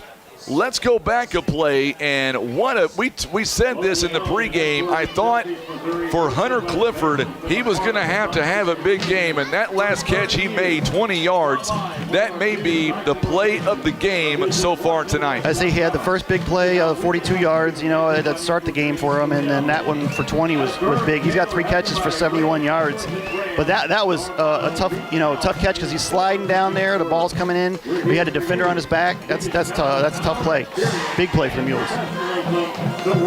Mules have it on the 16-yard line. That was a nice pickup there on first down, by the way, by Ferguson. Ferguson, between him, there's so many guys we can talk about making differences here tonight on offense. You've got Hunter Clifford, you've got Colt Clifford, Jay Edmondson, you've got Devin Ferguson. Those guys have all stepped up and had a great ball game. Here's fun. The Mules haven't turned it over. They played really well. It's a 1-point game. It's just crazy. You can play as well as you can, and it's still just a 1-point game. 2 minutes and 7 seconds left, or 2:01 rather, I'm sorry. Gives it to Ferguson. Ferguson stumbles and bumbles, but he's going to have a subway first down. I believe that one should be marked at the 14. Yep, they're giving it to him. First down. Subway first down. Make sure and take a snapshot of this ball game and show it to our friends at Subway, maybe the 15-yard line. Yeah, hurry, you better hurry, because there's not much time in this one. There's not much time left. Under 2 minutes. Jake Montgomery says he needs fishing lures. We got to get that. We'll get that trivia here in just a minute. 142 and counting. It is a first down for the Mules. Mules trying to run the clock out here in Sikeston. Yeah, he's going to take a knee. Good job there by Edmondson. There is our last timeout, so that'll do it. I think it is. Yeah, it's going to do it here.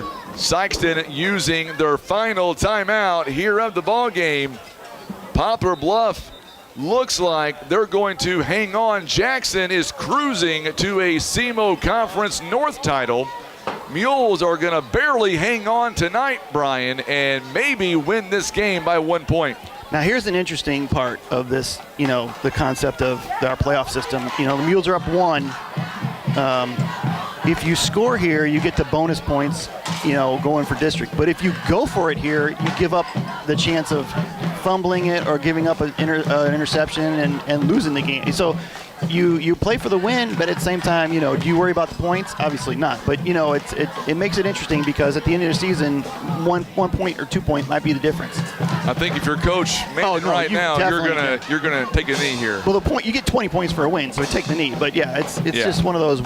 kind of wacky But Cape situations. losing is big. I mean, we're not going to top them, obviously, No. but them losing is that's big for us. Yeah, no, it's not going to help any. It's not going to help us move up, but that's for sure. So now another knee here by Edmondson, and the Mules are going to squeak out of here a win against Sikeston. Wow. That's definitely a squeaker. And which is wild because that first half, 4 touchdowns and nothing in the second half points-wise, but still was able to hang on. That's a great question, David Bryan. The last time Jackson did not win the CMO Conference North besides 2017. Oh, before 2017? Before 17. I have to look that up. That's off. Yeah, I don't really know off the top of my head. Give me a second. I'll let Brian take care of that one. The Mules are going to come away with a win. Mules here just going to take a knee here. Play clock is down to 5. And they will fall on it, and 40 seconds. It is a 4th down coming up for the Mules. So Poplar Bluff is going to squeak away with a win. It was 2015. 2015. There you go, David. Yep, Cape Central won it. So, yeah, big win for the Mules. Big win tonight for the Mules. Poplar Bluff is going to squeak away. It goes back now to just how big extra points truly are, Brian. On a game like this, it tells you. Kicking and special teams are special tonight. Obviously, got the Mules a big win. All right, we're going to go to break. Coming up, we're going to be talking to Coach, I believe, Austin Jefferson, maybe a player or two. We're going to come back and we'll give you our winner to tonight's trivia question. We'll put that up on the screen. Make sure to hit that share button for us as the Mules, they get it done tonight, 27-26. They pick up their 2nd win of the season. We'll be back in 3 minutes on the Southeast Sign and Graphics Mules Radio Network. Barker's Towing and Auto Repair. As the name suggests, Barker's does more than just towing. Here at Barker's, we offer a complete line of automotive services, including tires, brakes, alignments, maintenance, and repair. And for our car enthusiasts, you'll enjoy our speed shop for quality performance parts. We are locally owned and look forward to earning your business. And for those times that you need a tow, Barker's Towing is available 24/7 for all of your towing and auto recovery needs. It's Barker's by request. 573-785-7811. Insurance decisions shouldn't be a shot in the dark. With expert advice, personalized service, and a wide range of carriers, Ozark Legacy Insurance Partners should be your first choice. We're not just experienced agents. We're your partners. We offer a wide range of carriers for tailored coverage and better rates. So expect a handshake, a chat, and solutions that fit like a well-tailored suit. For auto, home, business, life, health, and even Medicare, make Ozark Legacy Insurance Partners your first choice for insurance. It's our family protecting your family. Pizza Inn wants to know, what's your favorite slice? Is it our classic Supreme and all its warm, cheesy goodness? Or maybe it's the Meaty Max with its perfect combination of flavors and textures. And don't forget the fan favorite chocolate chip cookie dessert pizza, a mouth-watering masterpiece. Your Poplar Bluff Pizza Inn serves up all your favorites, so no matter what slice you crave, Pizza Inn will satisfy. Pizza Inn, where family and flavor meet.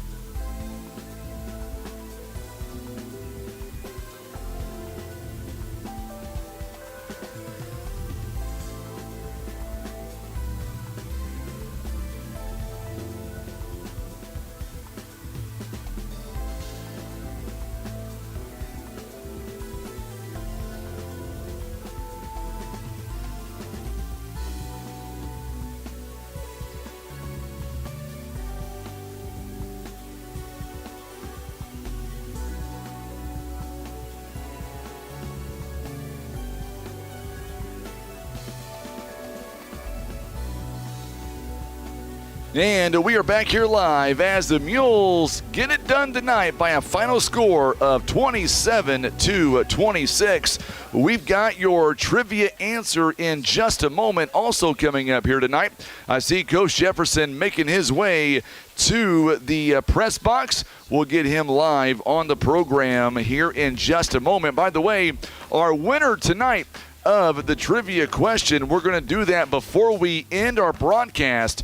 We're checking our shares right now, and let's get about 5 or 6 more shares, and then we're going to give away that gift card courtesy of Academy Sports and Outdoors. It is worth $200 here tonight, so all you've got to do is strictly just share the video feed and let us know the right answer. We'll have Tim put that question back up on the screen. In the meantime, we're going to get set now for our interview coming up with Coach Jefferson here as soon as he walks in. Mules getting it done tonight. It was a squeaker, no doubt, but the Mules able to pull off the win tonight, 27-26. Hang out with us. Joining us right now is going to be the coach of the Mules, the assistant coach, Austin Jefferson. We'll let him get mic'd up and maybe get a few ounces of breath because it was a long walk over here, no doubt about that. All right, Coach, let's talk about this win tonight. Poplar Bluff, I mean, first off, you tip your cap here to Sikeston. They come out second half. They made some adjustments, and they were able to really dictate the majority of that ball game. But the Mules on special teams, high snap, it all tonight came down to an extra point. Yeah, and you know, we got to play all phases of the football game, you know, at a high level, but at a smart level as well. You know, we were on defense in the third quarter for way too long. I think about a good 8-9 minute stretch there, and guys started getting tired and long-winded. So we got to be able to, you know, just get stops on defense and make plays, you know, when we need to, just to get the guys the ball back on offense, because it could have went either way. So, you know, we're happy with the win, but nowhere near satisfied. We know we still, you know, got to clean stuff up. But as much losing we've been doing, we can still learn from a win, and that's what we're going to do tonight. But Sikeston, they did a good job making it interesting, but guys still found a way to get the job done tonight. They really did. And, you know, there was a lot of guys all night long that we talked about here stepping up and having big nights. And I go back to it now. I think the catch on a huge third down, Hunter Clifford rather, it was, you know, third down and 20, and we wind up with a big first down catch, 25 yards, ended up being possibly the play of the game. Well, we made that adjustment before that play had happened. He saw the same thing we did. He's a great playmaker and able to, you know, get the yardage we need to finish the drive out and secure the game. So he did a good job. A lot of people step up offensively. We had a good start to the game, getting the ball in the end zone there on the first drive. So, well, we just got to keep that going, you know. And we told him at half, you know, it's 4 quarters. Football's not 2. So we got to be able to play well in the first quarter just as much as, you know, we need to in the fourth quarter. So, you know, guys did a good job of doing that, and a big reason why we came out on top tonight. You know, the Mules had 199 yards on the ground. Sikeston had about 115, but it was the passing yards. Sikeston 234, the Mules 182. Edmondson on the ground, all 4 touchdowns. 4 touchdowns, by the way, in case you're keeping score, he was 2 touchdowns away from tying the all-time school record with touchdowns in a single ball game. Oh, well, I was keeping track. Yeah, we don't worry about that. You know, he wants to win, and he's a winner, and we wish we would have got him up here tonight, but, you know, he did a great job of keeping the guys poised late in the stretch there. He knows what it takes to win. He also knows what it takes to lose. So to make sure we're not beating ourselves there late in the game, because like we said, it could have went either way. So he did a good job leading them and just finishing the game out. And hats off to him. Hats off to the offensive line of getting us to push there to keep the ball at the end of the game. So, but that starts right out of the gate, and we got to do that for 4 quarters if we want to continue to win. Let's credit the offensive line here tonight, because I thought, Coach, especially in that first half when the Mules scored 27 points in the first half, the offensive line, they were able to create a lot of space and allow our ground game to get working there in the first half. They did. Just make those holes, as big as we can for our running backs to just shoot through. And even the tiniest of them, guys do a good job of reading them and going up the gut when they see it. But they did a good job of opening up for Devin Ferguson, who had a great night tonight. Sikeston came out second half and made their adjustments to kind of get some stops. But we didn't really need to make a whole lot of adjustments. We just had to stand our ground and win the line of scrimmage. And they did a good job of doing that. So they did a really good job. When Sikeston scored and then they missed the extra point, walk us through that last huddle there as your team was there, and obviously the momentum was definitely on their side. Right. They had a chance to stop us. Right. They couldn't. What was that huddle like for you guys? Well, we made sure that, be prepared for a possible onside. They didn't. So we just have to make sure that we two hands on the ball, good ball security. They're going to try to rip the ball out and do whatever they can to get back in good field position to try to score. So we just make sure that we kept the ball on the ground and just not make any mistakes. We told them just to keep it clean, and just make sure that we just get up there and try to finish the game out. That's all we got to do is just finish games. We can start well, but it's about finishing the game just as it is starting the game. So they did a good job of doing that and closing this thing out. That's one thing that we did very well tonight, Coach, is our Mules did not have a turnover at all. We had a takeaway early in the ball game, but we did not commit a turnover, and that's big. That's big. That's real big. And it's just cleaning that stuff up, just being fundamentally sound. No turnovers. That's real key. So they did a good job of trying to make it as clean as possible. Still a few things, of course, we got to clean up, but that's a good stat that I like to hear, and that's something that we just got to keep going these next several weeks. Tell me, as far as where we go from here when it comes to next week. We're going to be in Poplar Bluff. It seems like we've not been at home all year, even though we have been. Let's talk about what's next for the Mules, and let's be honest, West Plains is not going to be a walk in the park. No, it's been a long while since we've seen them. I couldn't even tell you the last time if we've seen them before, but we're just going to, make sure that guys are just, we'll enjoy this tonight, but we know, I will say that you can almost just sense that it was almost a loss tonight. Obviously, we didn't lose. It was a win, but guys weren't overhyped because they know that we could play to a better, overall standard. We'll take the 1-point victory, and that's all it takes to win games. But to just learn from this game and knowing the things that did go right, we're going to have to just do it at an advanced level all 4 quarters against a team like West Plains. We know that they're pretty good. Just make sure we heal some hurt wounds from some of the guys that got banged up tonight, but just don't take teams lightly moving forward, because once we start thinking that we got the edge over them before we see them, then we may get a little dose of humble pie. So we just got to make sure that we're playing to our standard, knowing that we're not going to take anyone lightly, and just be ready to go for them next week. And it's our last, I think, regular home season game. So do what we can to just win at home. We haven't done that in quite some time, so we're looking forward to the challenge next week. Hard to believe that next week is our final regular season home game. It doesn't seem like that's even possible, but it really is. And I'm glad you brought that up a minute ago, because I was watching the team, as soon as everything started to kind of fall apart for the Mules, and then I saw their reaction afterwards, and it really, to me, it was almost like what you just said. I mean, some of the team, they're taking it more like maybe a loss here tonight, because at one point we were up by multiple scores the entire ball game until that second half. It's not over till it's over, and we just don't want to get too high and don't get too low, and it just takes one play to make, to change the dynamic of a game. And Sikeston did a good job with keeping the ball in their hands for the better part of that third and fourth quarter. I think we may have had the ball only 2 possessions in the second half. So we just got to do a good job of, like we said, just we know that we're better than what we're playing.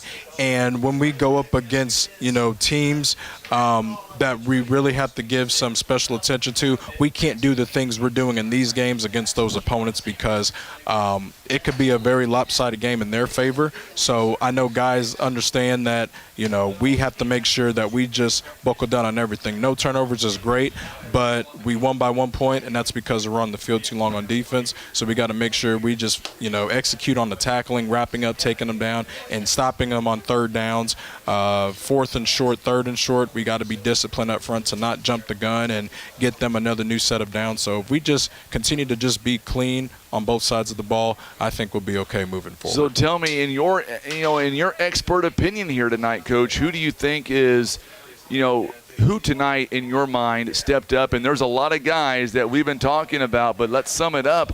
I mean, there was a lot to choose from here tonight. What guys in your mind made a big difference? I think those young guys, the sophomores, Devin Ferguson did a good job running the ball.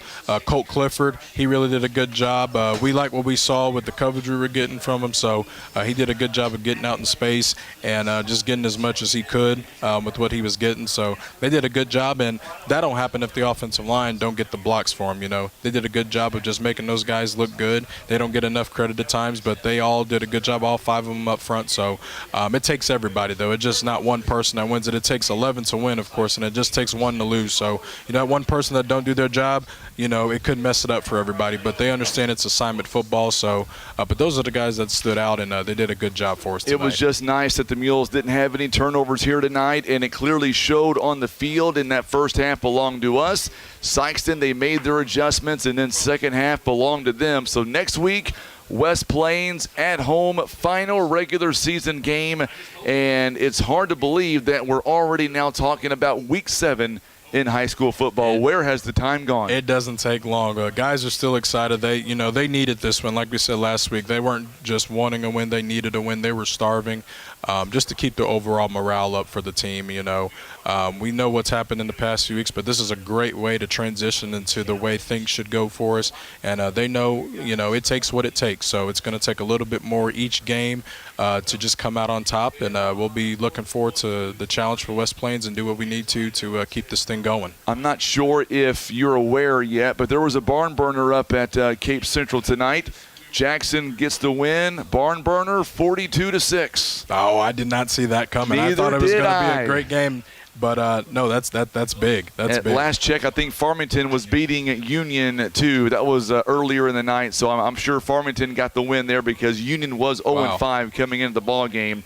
I know you want to get back home. Thank you so much, Coach, for coming up and talking to us. Yes, and, sir. hey, 1 point doesn't matter. Great job on the win. The Win's a boys win. deserve it. They worked Absolutely. their butts off, and now we get ready for West Plains coming up in 7 short nights. Yes, sir. We'll be looking forward to it, and we're going to be ready to go. Thank you so much, Coach. Absolutely. Safe travels back Yes, to sir. Bluff. Thank you, Frankie. Coach Austin Jefferson joining us live here tonight. So now what we're going to do is we're going to give away our big gift card tonight. We did reach our goal of shares. So with that being said, our winner tonight, real quickly, the Poplar Bluff's first ever overtime game was 13-7 loss against Sikeston in the final game of what year? Was it 1946, 1952, 1978, or was it 1980? The winner tonight is Maurice Taylor. It is C, 1978. That is the right answer. Maurice Taylor will get a hold of you following tonight's ball game for you to come by and pick up the Pizza Inn certificate as well as the gift card from Academy Sports and Outdoors. And, of course, we'll have some great prizes coming up next week. I'm in talks right now with our good friends at Academy Sports and Outdoors, and hopefully we are hoping that next week we're going to have an even bigger gift card amount to give to you, with it being our final home game of the year, and it is our pink out night. There'll be a big tailgate party beforehand. We'll have much more details on that coming up next week as well. All right, the Mules getting the win tonight. Poplar Bluff now is 2-4 on the season, their first conference win. And, of course, on the other side, Sikeston now falls to 2-4 as well. Poplar Bluff is victorious tonight, 27-26. That means next Friday night, the Mules will take on West Plains live in Poplar Bluff. Let's go ahead real quickly and let's wrap this up. And a big shout out once again to Brian Rosner, who does a great job. We appreciate him hanging out with us on the air tonight. We're going to miss him next week. He'll be on the home side next week. But for now, let's go ahead and tell you about our great sponsors making all this possible. Without them, we could not do what we do.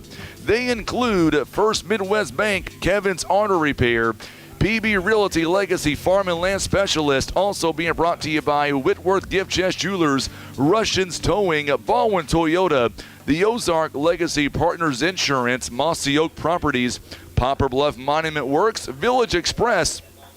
Also being brought to you by Pizza Inn, Barker's Towing and Auto Repair, Country Road Market, Subway, Christian Automotive and Tire Eye Care Specialist, Larry Hillis Dodge, Air Solutions, Edmondson and Holt Attorneys at Law, Maverick Glass, Senator Jason Bean, and Ozark Total Healthcare. For Tim Hicks on the roof, I'm Frankie Castillo. We're saying so long tonight from Sikeston as the Mules are victorious 27-26. We are back on the air next Friday night at 6:20 for the pregame kickoff at 7 o'clock. It is the Mules against the Zizzers of West Plains.